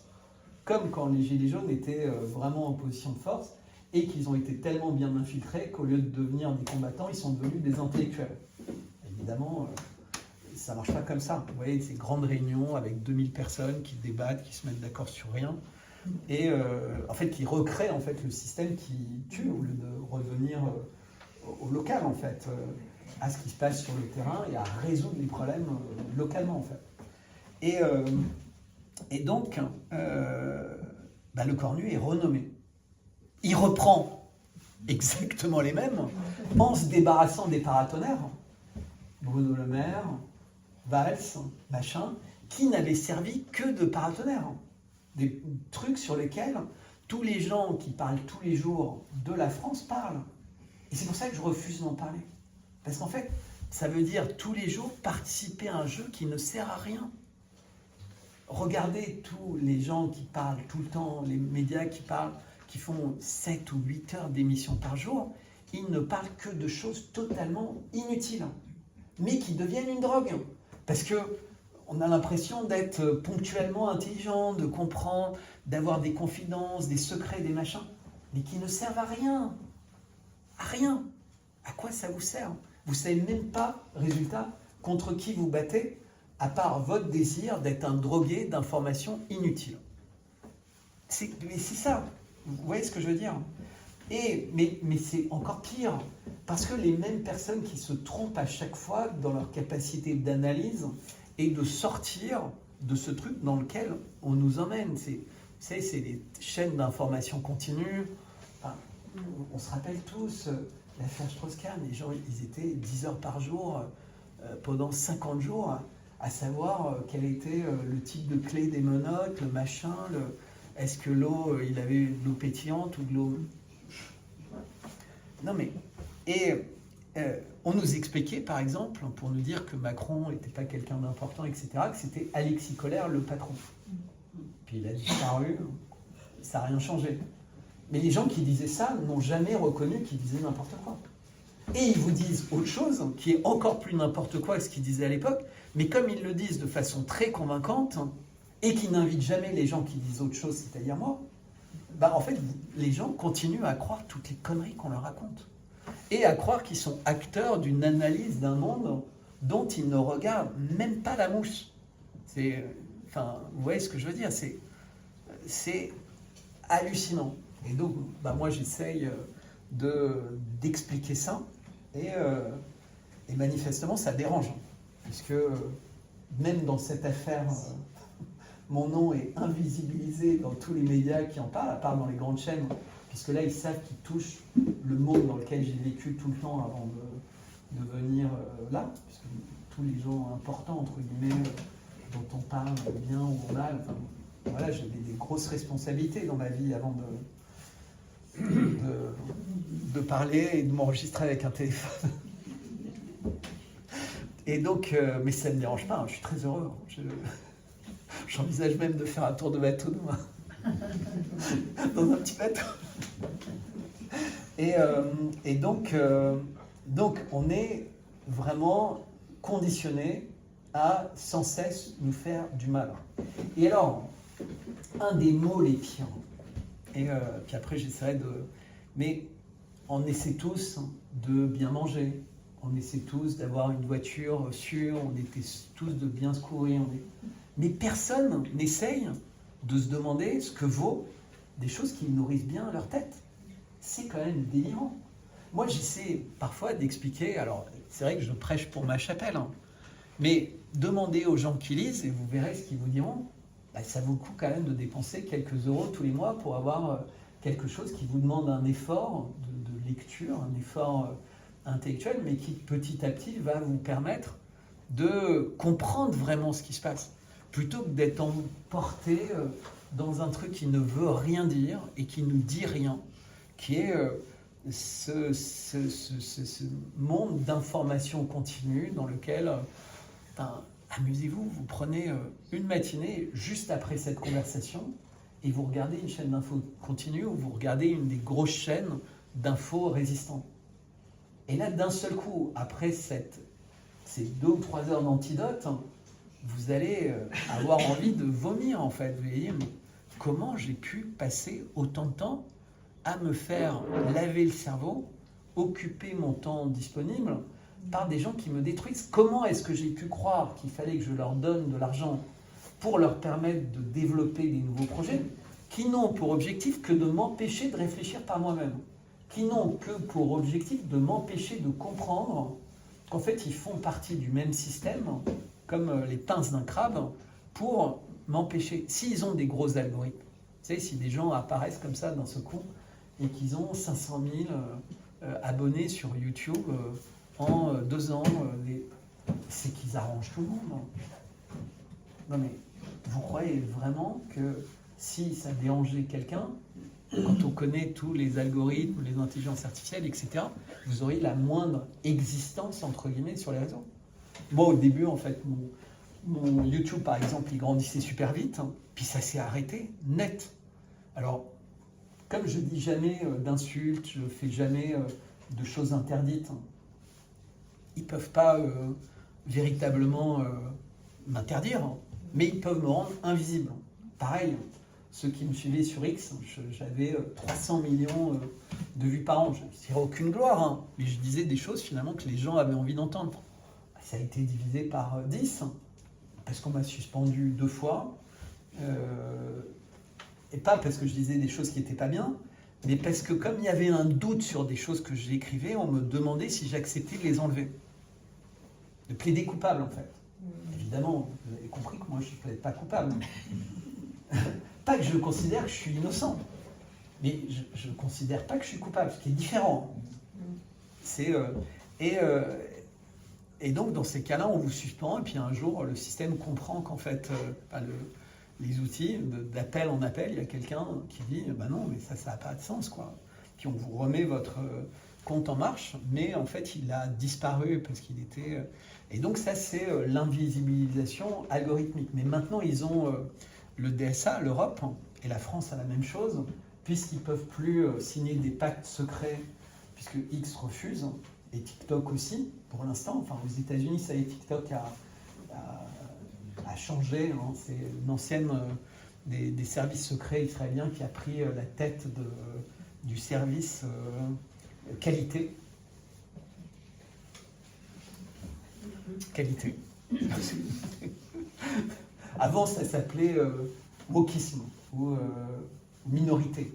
Enfin, maintenant, ça s'appelle qualité, c'est quand même beaucoup mieux, puisque ça permet de contourner ce que demande Trump en disant non mais maintenant il n'y a plus que les hommes et les femmes et les machins. Donc, vous changez l'étiquette, mais vous faites exactement le même travail, c'est faire taire entre guillemets les gens qui s'interrogent sur Darwin, qui s'interrogent sur l'incendie de Notre-Dame, qui s'interrogent sur le Covid, qui s'interrogent sur plein de choses.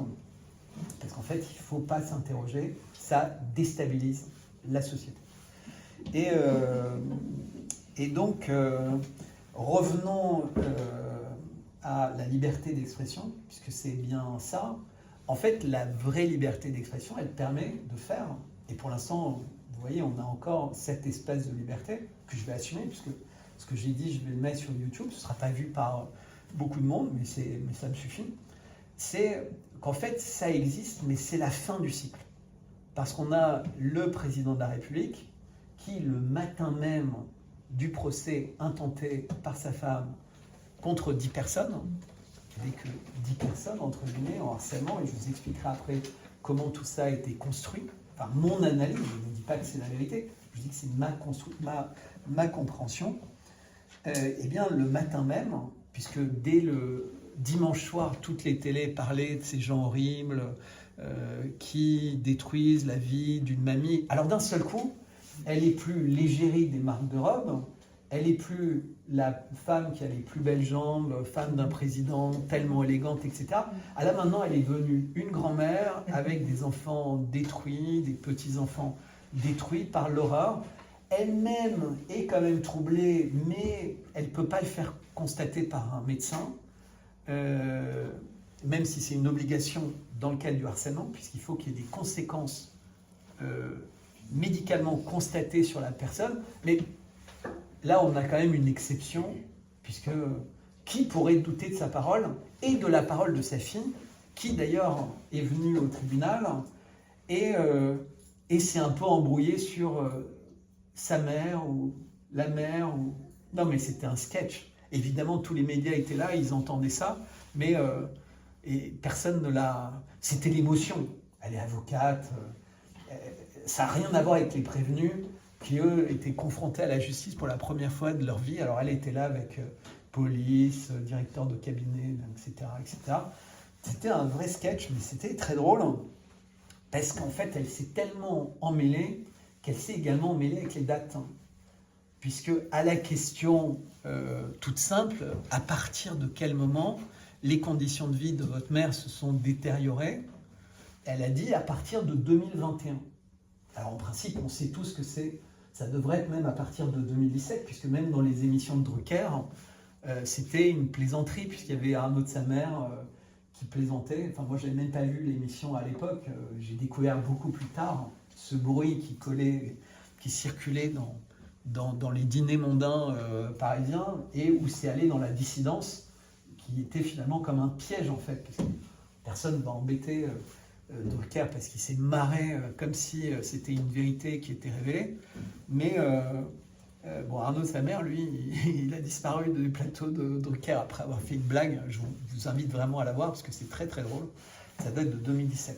Et il y en a eu plein de questions comme ça. Et de mise en scène de ce couple à la plage, etc., etc. Donc ils ont créé leur élection, ils ont créé leur célébrité pour être mise en scène, mais ils n'acceptent pas les conséquences de la mise en scène. C'est-à-dire que quand vous devenez culte, vous acceptez d'être détourné. Elle a subi le détournement le plus connu du monde de l'art, puisqu'il y a quelqu'un qui s'appelle Duchamp un jour qui a pris un poster et qui a marqué ici L, H, O, un petit point, O, un petit point, et Q. Il a écrit L, H, O, Q. Vous m'avez entendu? Elle a chaud au cul. C'est une femme excitée. Mais vous voyez, mais pourtant, il n'est pas mis en prison. C'est très vulgaire, entre guillemets. Dire que la Joconde, cette Madone, elle a chaud au cul, c'est pas très sympa. Mais ça fait partie de la caricature, de l'humour, etc., d'un objet culte. Puisqu'on prend l'objet et on s'amuse.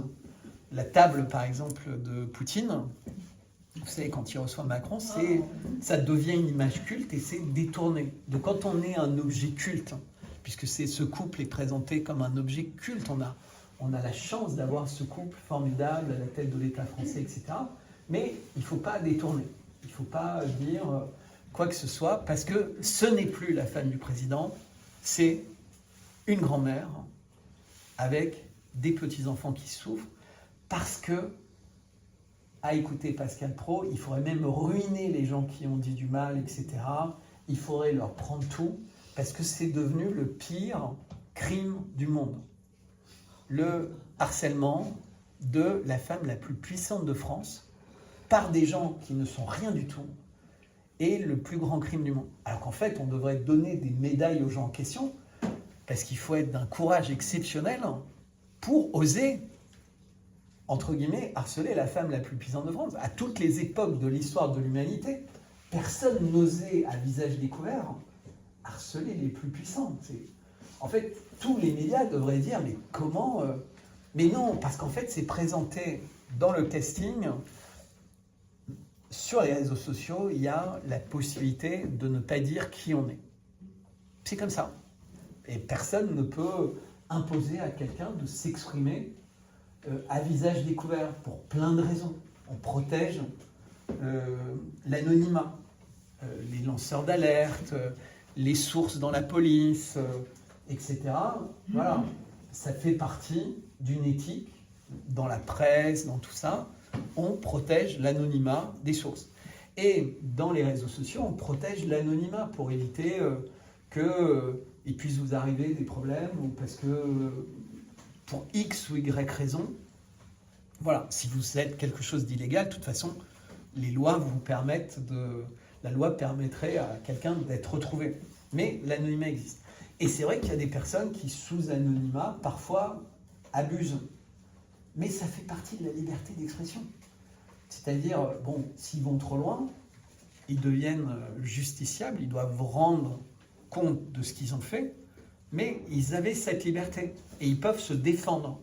C'est-à-dire que la loi permet, et je vous expliquais, les cycles, loi Guesso, machin, elle permet de moins en moins de se défendre. Et la loi du harcèlement, c'est une loi qui est géniale parce qu'elle contourne les lois de la presse, puisqu'on est dans une loi criminelle, puisque celui qui harcèle, c'est un tueur présumé, puisque la personne pourrait se suicider. Donc c'est un crime par harcèlement. Celui qui harcèle et la personne se suicide, il est, entre guillemets, acteur d'un crime. Et il ne peut pas dire, bah non, c'est le réseau social, ou c'est comme celui qui tue avec un pistolet. Il ne peut pas dire, moi je ne suis pas le pistolet. vous voyez ce que je veux dire? Il y en a qui ont essayé de défendre en disant non, le coupable c'est le fabricant d'armes, parce que moi je ne croyais pas que ça tuait une arme. Donc on voit bien qu'on peut faire du mal, mais on peut faire du mal à quelqu'un de très fragile. On ne peut pas faire du mal, ou on peut le faire, mais dans un cadre d'une affaire qui touche toute la société. Puisqu'en fait, ce que dit Brigitte Macron dans sa plainte, c'est « je ne peux plus aller nulle part sans qu'on m'en parle ».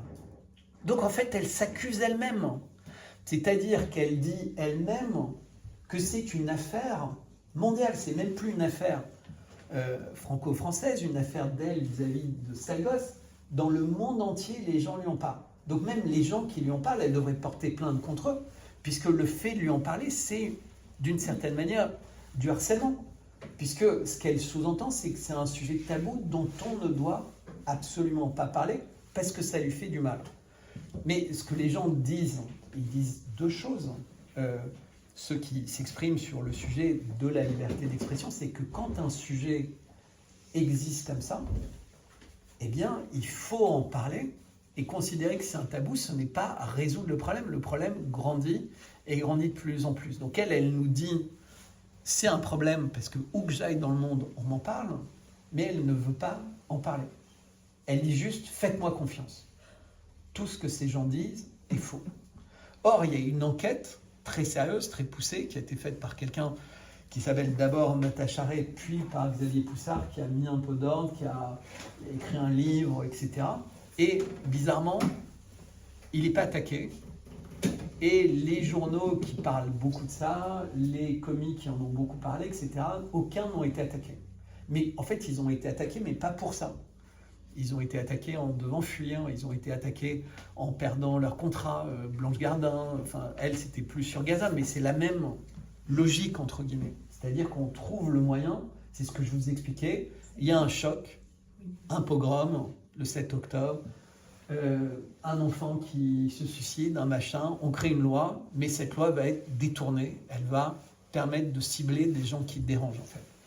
Et donc, on s'est retrouvé au tribunal avec un casting qui a été mis en place de décembre. Les premières personnes interpellées gardées à vue, hein, c'était Aurélien, donc Zoé Sagan et moi. Et ensuite, jusqu'à avril, ils ont sélectionné 8 personnes de plus pour le procès. Et alors, il y a 2 femmes en tout, 8 hommes, dont dans les femmes Amandine Roy. Non, parce qu'en fait, elle s'appelle Gégousse, c'est pour ça que j'ai... Et donc, et une autre femme qui habite dans le nord de la France, qui était là en juillet, mais qui n'a pas pu venir pour cette édition. Et quitte à être très caricatural, ce sont des femmes assez fortes, les deux.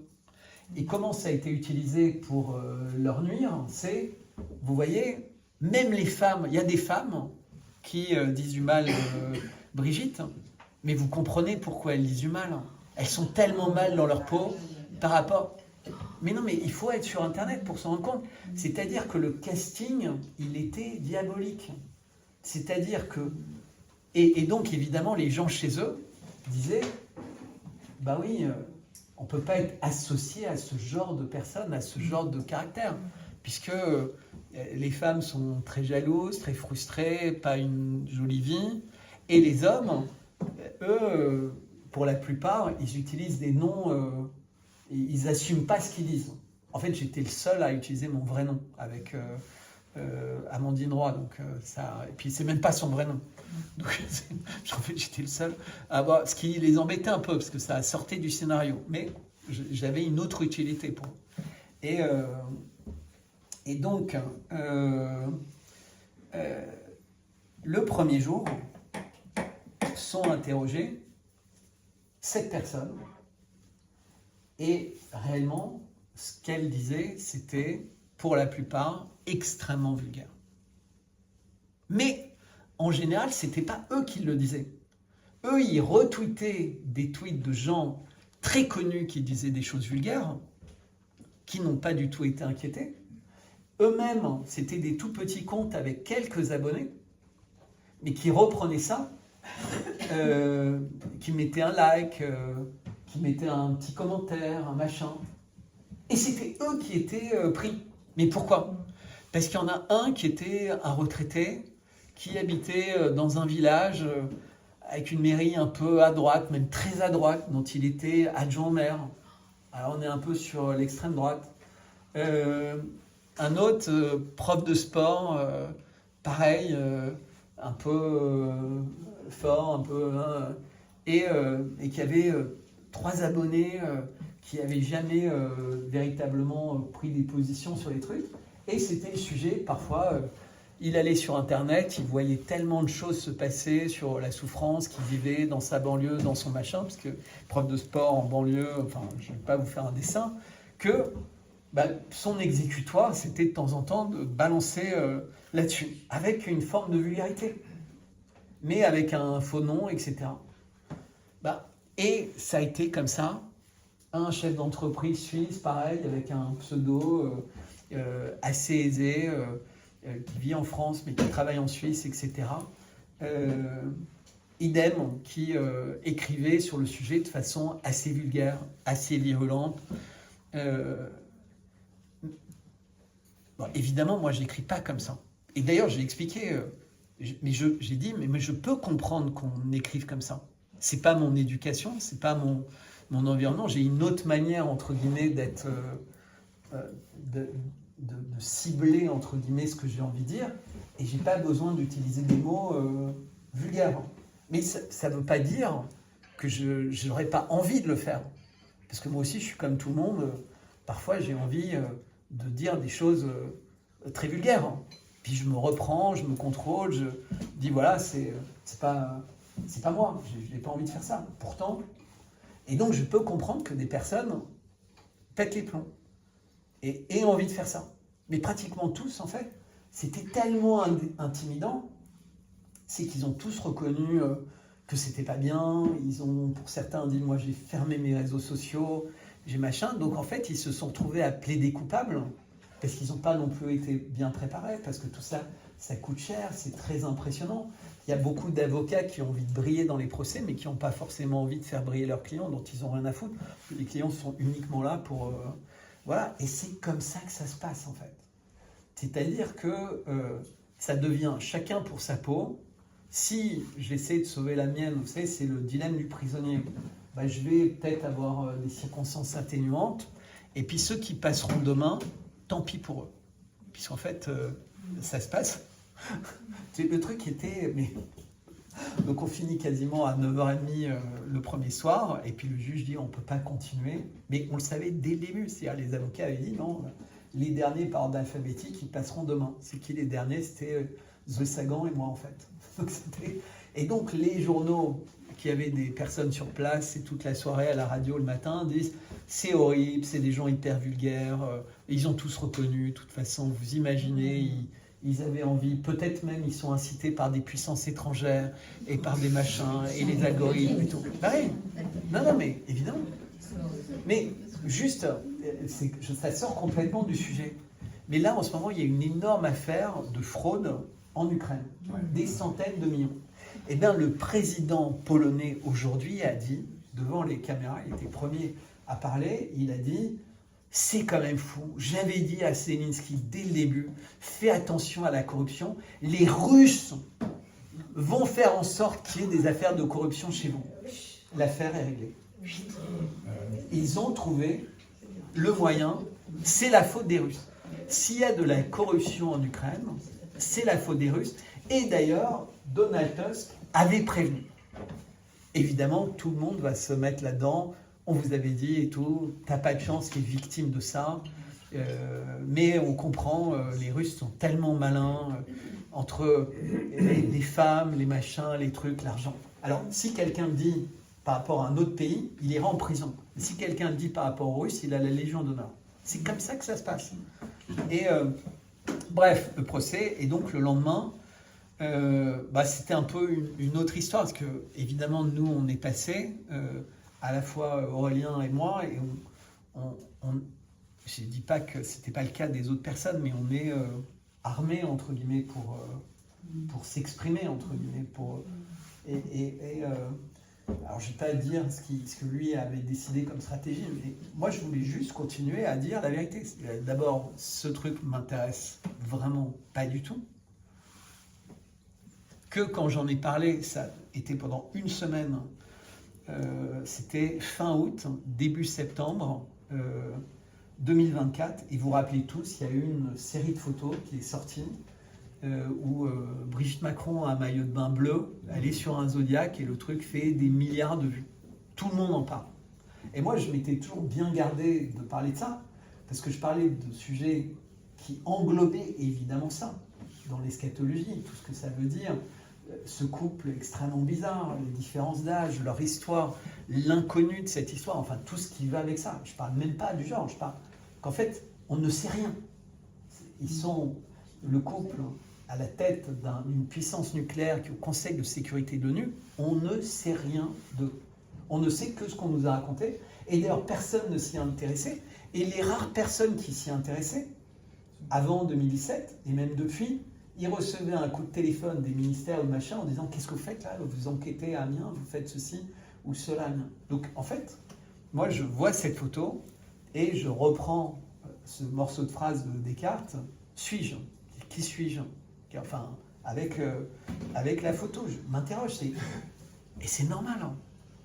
Je dis pas, je donne pas la réponse. J'ai pas la réponse. Je sais pas. La réponse n'existe pas. Puisque de toute façon, il y a des pays maintenant dans lesquels il est illégal de s'intéresser, de s'intéresser à ce qu'aurait pu être le genre de quelqu'un avant le moment où il dit quel est son genre. Donc vous n'avez même pas le droit d'interroger la personne ou de vous interroger sur cette question, y compris des gens de l'administration. La personne vient vous dire « je suis une brosse à dents, j'ai choisi de brosse à dents », il faut marquer, ou un ornithorynque, ou un tapir, il faut marquer ça. Alors évidemment, on n'en est pas encore là. On commençait à en être là aux États-Unis, puis ça s'est un peu arrêté, mais on y reviendra. Et donc, voilà, quand vous avez, encore une fois, ces petits trucs, c'est comme ce que je vous disais, le cornu, pas le cornu, machin, tous ces petits trucs, ces pommades là, pour donner l'impression, les agriculteurs. Il y en a un, c'était très intéressant, qui rencontre Emmanuel Macron et qui dit « j'avais l'impression d'être devant le diable ». Mais il ne disait pas ça pour me faire un clin d'œil, il disait c'est ce qu'il a ressenti. Je ne sais pas, vous l'avez entendu Pardon? Gauche-en-Laine. Ouais. Et moi, je ne l'ai pas entendu, mais quelqu'un, parce que je ne peux pas écouter malheureusement tout, mais il y a souvent des gens qui me disent. Mais c'était très intéressant parce qu'en fait, toutes les personnes qui le croisent et qui ont une forme de sensibilité et humanité ressentent ça en fait. Mais il faut être vraiment confronté à lui, mais il expliquait l'aura et cette capacité qu'il a, et que tous les gens qui le jugent comme n'importe qui n'ont toujours pas compris, à séduire à un niveau incroyable. C'est comme son portrait officiel. C'est pas un portrait officiel, c'est un outil d'hypnose. C'est pour ça qu'il a été imposé à partir d'un certain moment dans toutes les mairies. Et si vous regardez, lisez les prophéties depuis l'Apocalypse de Saint Jean ou pas, vous verrez, malheureusement, ça colle en fait. C'est ça qui est terrible, c'est-à-dire toute cette histoire colle. Même l'histoire de Rome, puisque c'est la nouvelle Rome, c'est Bruxelles, etc. Enfin, encore une fois, il faudrait 50 heures juste pour esquisser à quel point en fait on est dans une époque eschatologique en fait. Et donc ça ne veut pas dire une époque où il faut aller dans les églises, prier, se confesser tout le temps. Non, il faut juste se rappeler qu'on est des êtres humains en fait, qu'on doit être aligné avec nous-mêmes. Donc si on est en colère, on est en colère. Voilà, c'est comme ça, c'est pas bien, il faut se calmer, mais on a le droit. Si on a envie de dire que ce que quelqu'un en face de nous raconte, c'est une connerie, on a le droit. Si on a des hommes politiques comme Macron qui disent qu'il faut interdire les mensonges, et qu'il y a 50 personnes dans la salle qui disent « Mais monsieur Macron, vous n'avez jamais arrêté de mentir, et je vais vous donner des exemples ». Pourquoi personne ne le dit? Pourquoi personne ne lui dit « Vous êtes le premier qu'il faudrait arrêter ». Pourquoi? c'est pas faire de l'humour. Mais pourquoi personne ne lit? Mais non, parce que souvent ils n'ont pas de mémoire, déjà, parce que c'est tellement convaincant. C'est ce que je viens de vous dire avec le... En fait, on est comme ensorcelé dans ces moments-là. C'est-à-dire, à moins d'avoir une solidité, quand vous êtes face à quelqu'un... Mais je connais, moi j'ai été confronté, et je connais d'autres personnes, et ils perdent leurs moyens, en fait. Et donc, vous aviez envie de dire quelque chose, et vous êtes comme ensorcelé, en fait. Vous ne pouvez pas le dire, et vous pouvez le dire que de loin. C'est très difficile de le dire de près, au-delà de l'autorité apparente, entre guillemets. Et donc, les personnes ne le disent pas. Pourtant, on peut avoir 50 000 exemples. On a quand même tous les ministres, tout le monde, qui ont expliqué en mars 2022 que la Russie allait s'effondrer. D'autres personnes qui ont dit, évidemment, Israël peut faire ce qu'il veut après le 7 octobre, et que ça a dérivé en génocide, en destruction. Et puis, comme le génocide, tout le monde était en train de comprendre, ils ont inventé une paix, mais qui n'a rien changé au bombardement, à la destruction de Gaza. C'est juste que maintenant, en fait, si on parle trop du génocide et du mal, on va empêcher à la paix d'arriver. C'est un peu comme les vaccins ARN messagers. Ça protège les formes graves. Arrêtez de parler de ce qui blesse. Il va y avoir une paix comme il n'y a jamais eu depuis 4000 ans. Enfin, vous comprenez, c'est des raisonnements qui ne tiennent pas la route, mais qui sont présentés de façon appétissante, séduisante, et auxquels finalement on adhère par défaut de personnes qui s'intéressent à ces grands sujets. Regardez, en France, je ne sais pas, parmi vous, il y en a peut-être beaucoup qui sont incités à voter pour le Rassemblement national. Mais la personne qui est à la tête du Rassemblement, et ce n'est pas du tout une critique, hein, je suis dans les faits, à la tête du Rassemblement national, aujourd'hui, il s'appelle Bardella, puisque Marine Le Pen risque d'être inéligible. Elle l'est déjà, elle fait appel, mais vu le dossier et vu la manière avec laquelle ces choses sont traitées, voilà. Alors, on pourrait parler de Sarkozy, enfin, on pourrait parler de tout ça, mais Bardella, il est d'accord sur l'ARN, les vaccins. Il est d'accord contre la Russie, pour l'Ukraine. Il est plus sioniste encore que les plus sionistes. En fait, il est pour l'Europe, il est contre le Frexit. Enfin, en fait, c'est la version Canada Dry de Macron. En plus jeune. Non mais, il n'est là que pour donner l'impression qu'il y a un danger, mais sauf que les gens croient qu'il y a un danger. Je vous parle même des hommes politiques, je vous parlais de l'épisode Le Cornu avec ses négociations. C'est-à-dire qu'ils se font peur à eux-mêmes avec quelqu'un qui...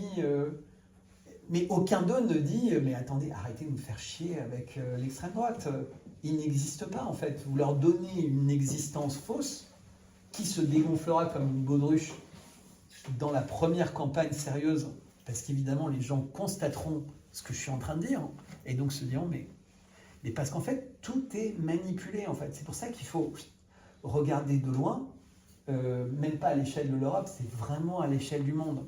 Et pour finir avec cette première partie, vous aurez plein de questions. On peut même en poser à l'issue de cette partie, avant la deuxième partie. Mais la couverture du Nouvel Économiste, de The Economist, pardon, c'est pas le Nouvel Économiste, The Economist 2026, qui vient de paraître. Donc j'ai fait une longue lettre pour décrypter ça dans le détail. Mais la chose la plus importante de la lettre, et que j'essaie d'expliquer au fur et à mesure de la lettre, mais pour voir si petit à petit, avant d'arriver à la fin, les personnes qui lisent voient en fait, comprennent, c'est comme un exercice de la lettre que j'écris. Eh bien, c'est qu'on a cette phrase de Saint-Exupéry avec Le Petit Prince, c'est « l'essentiel est invisible pour les yeux ». En fait, il se voit qu'avec le cœur. Et en fait, c'est exactement comme ça que fonctionnent ces images. On n'apprend plus à voir l'essentiel.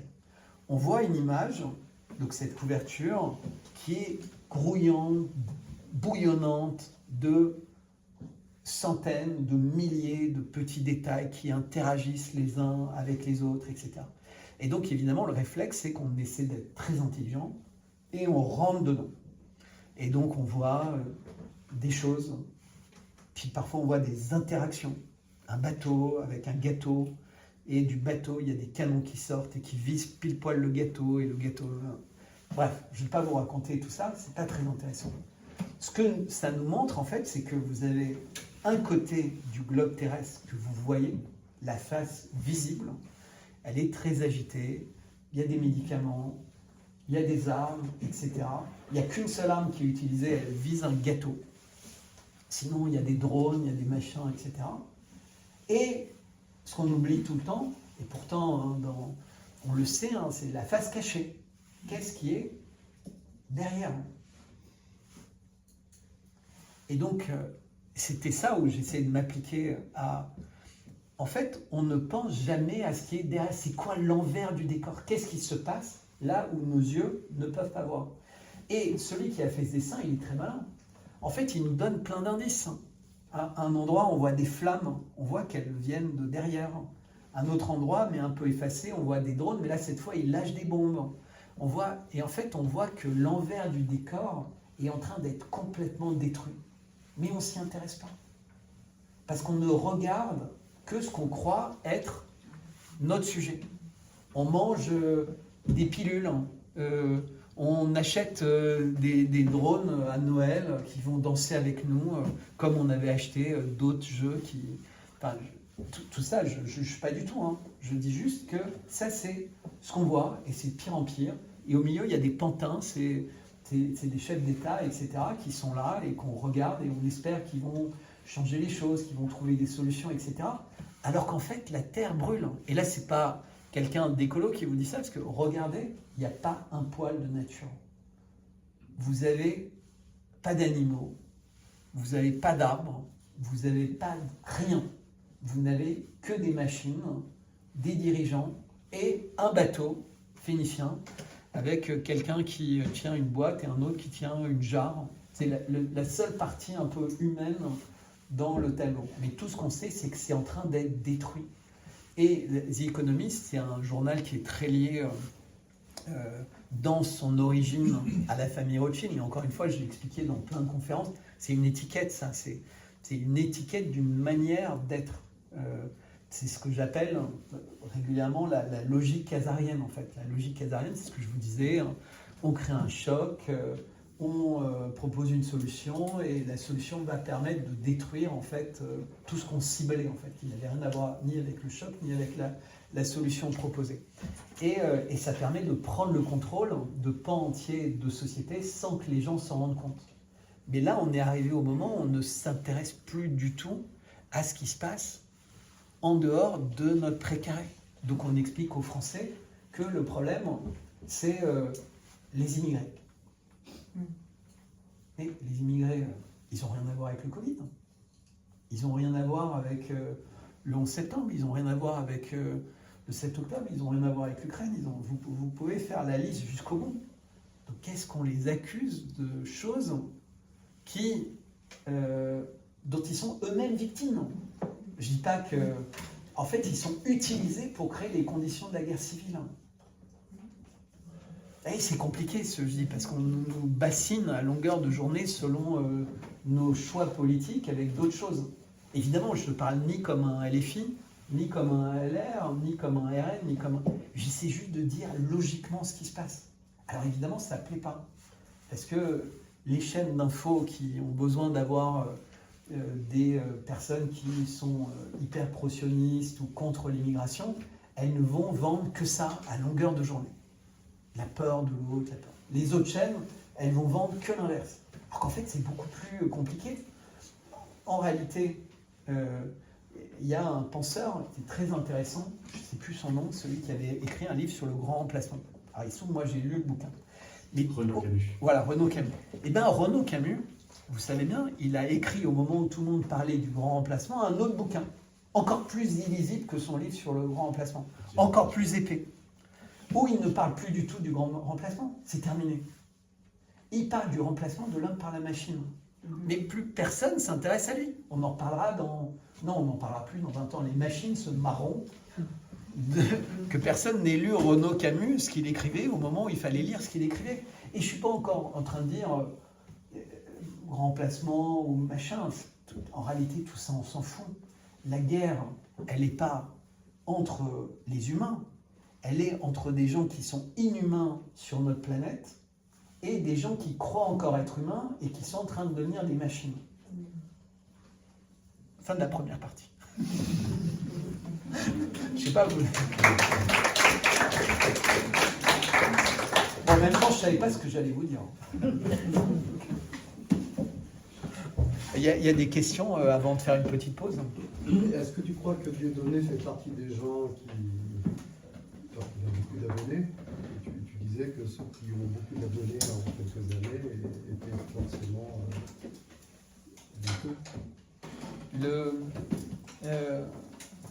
Là, on est vraiment dans le truc Tom et Jerry. Tu vois ce que je veux dire? C'est Tom et Jerry, c'est la souris, le chat, le machin.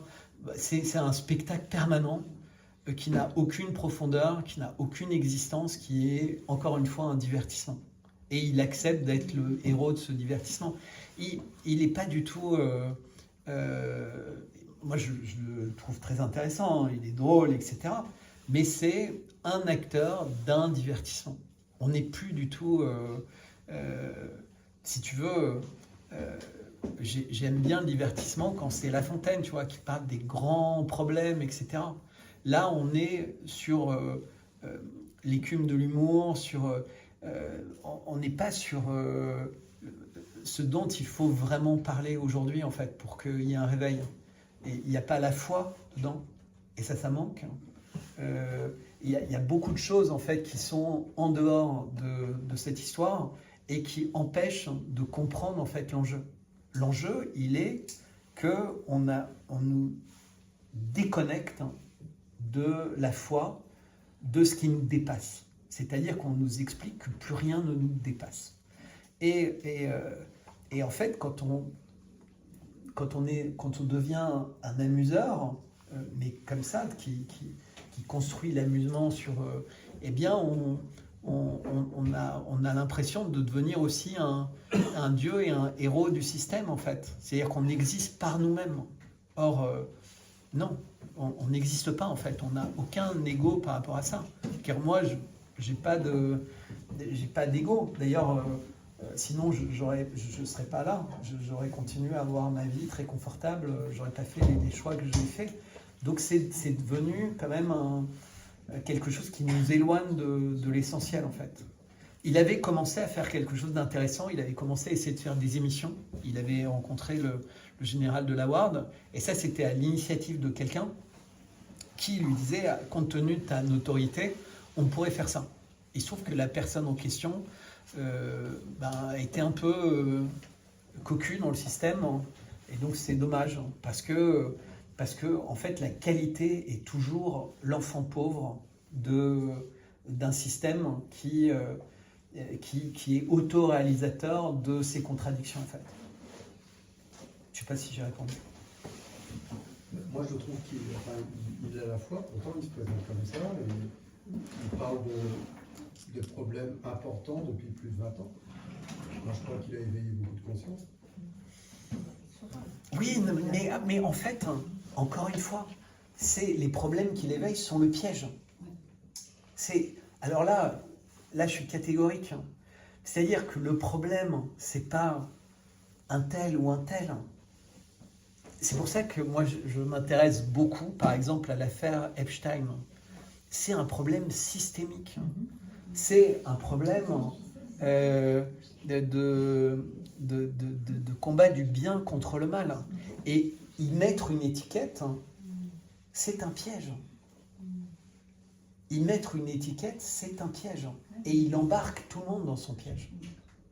C'est là, pour le coup, c'est hyper dangereux. C'est très intéressant. C'est caricature, c'est ceci, c'est cela. Mais à un moment, il faut s'élever de ça et dire non, c'est pas ça, c'est pas la réalité. Ça, c'est le piège. Je vous emmène dans un piège. Et c'est comme... c'est pas mieux. Mais c'est ce que j'essayais de dire d'une autre façon. Mais là, comme tu t'as précisé, non, c'est un piège. Désolé.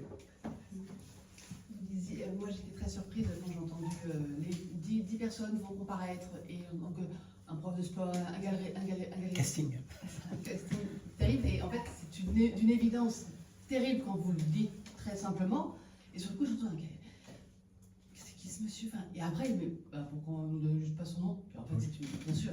Il faut m'effacer parce qu'en fait, Évidemment. moi, ma parole, Donc, elle en fait, est c'est un peu dangereuse dangereux en ce fait. qu'ils ont fait. Donc, du coup, ma question, c'est au moment où vous avez enfin été entendu le deuxième jour, qu'est-ce que vous avez dit? Et est-ce que vous avez été libre de le dire? Et est-ce qu'on vous a écouté? Et pourquoi personne ne l'a repris? Parce qu'il y avait des journalistes sur place. Donc, moi, j'ai pas allé chercher l'info, je n'ai pas tout de chercher, je sais pas ce qu'avez-vous dit. Non, mais moi, j'ai répondu exactement comme je parle maintenant. J'ai parlé pendant 1h30. Enfin, j'ai répondu à des questions 1h30. Est-ce que le président de la Chambre et les autres m'ont écouté?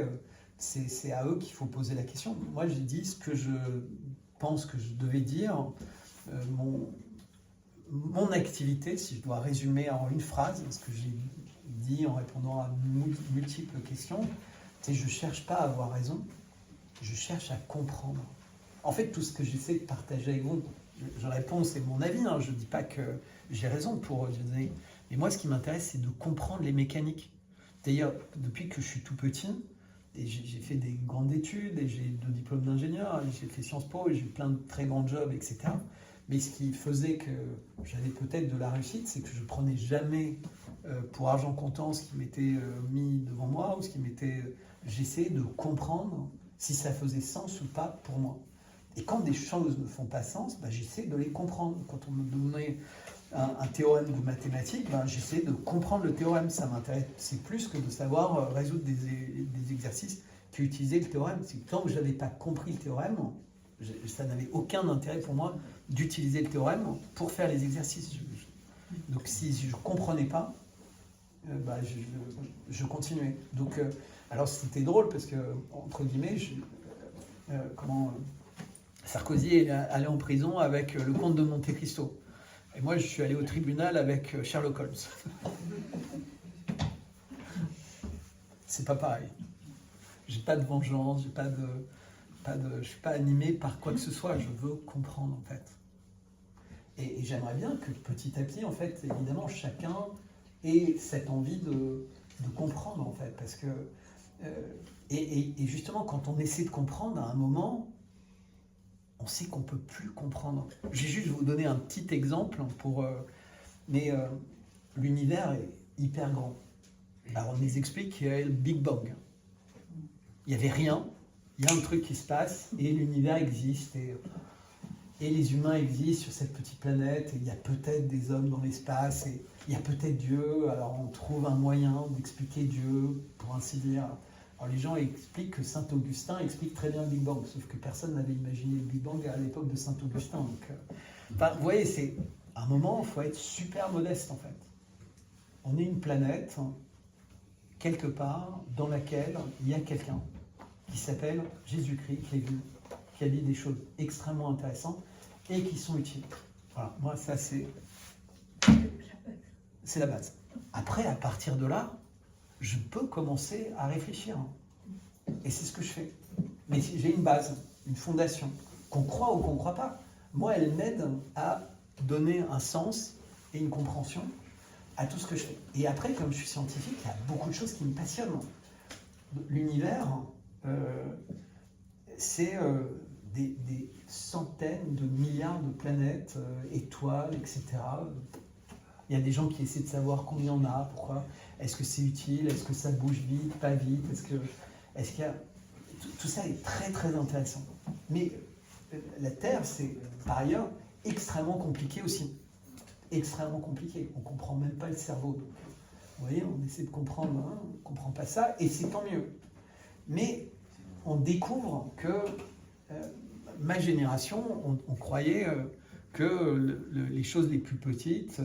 c'était les protons, les neutrons, les électrons, tout ça tourne, puis ça crée des molécules. Mais à l'époque, il y avait déjà des gens qui parlaient de choses qui s'appelaient les quarks, des choses qui étaient plus petites à l'intérieur de ça. Et maintenant, on sait qu'on peut descendre à 10 puissance moins 9. En milliardième de plus petit à l'intérieur de ce qu'on a cru pendant très longtemps comme étant le plus petit. Ce que je suis en train de vous dire, c'est qu'à l'intérieur d'une molécule, il y a un univers complet. Non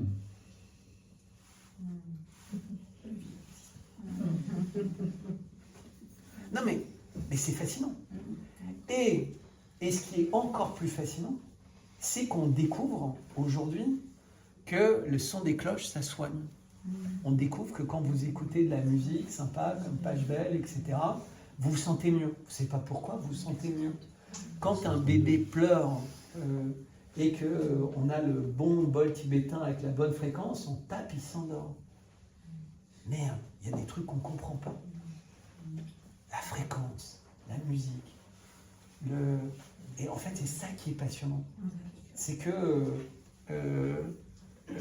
tout ça est tellement parfait que ça peut être que l'œuvre de Dieu. Et donc on revient à la base et vous arrivez toujours aux mêmes conclusions en fait. C'est que si on ne se reconnaît pas un minimum à la foi, à l'humilité, on ne peut rien comprendre. Et donc, ben voilà, si l'homme est né comme il est, ben c'est bien. Puis il y a l'apprentissage, il y a l'éducation, il y a le noyau familial, mais qui peut changer. On peut divorcer, mais tout ça, ça fait partie de l'apprentissage de la vie. Mais le moment où on essaie de reprogrammer l'humain, et c'est pour ça qu'en fait, moi, j'arrête tout en 2020 pour rentrer dans la mêlée, c'est ce mot reprogrammation de l'humain. Et là, pour moi, c'est la limite. Ça n'a rien à voir avec quoi que ce soit. C'est le jour où des gens nous disent ouvertement à la télé qu'on va reprogrammer les humains. Et ce jour-là, il faut prendre position, en fait. Ça n'a rien à voir avec croire en l'injection, pas croire en l'injection, etc. C'est l'idée même de considérer que l'humain est une machine qu'on peut reprogrammer. Je ne parle pas de réparer. Non, c'est changer l'essence de l'objet. Voilà.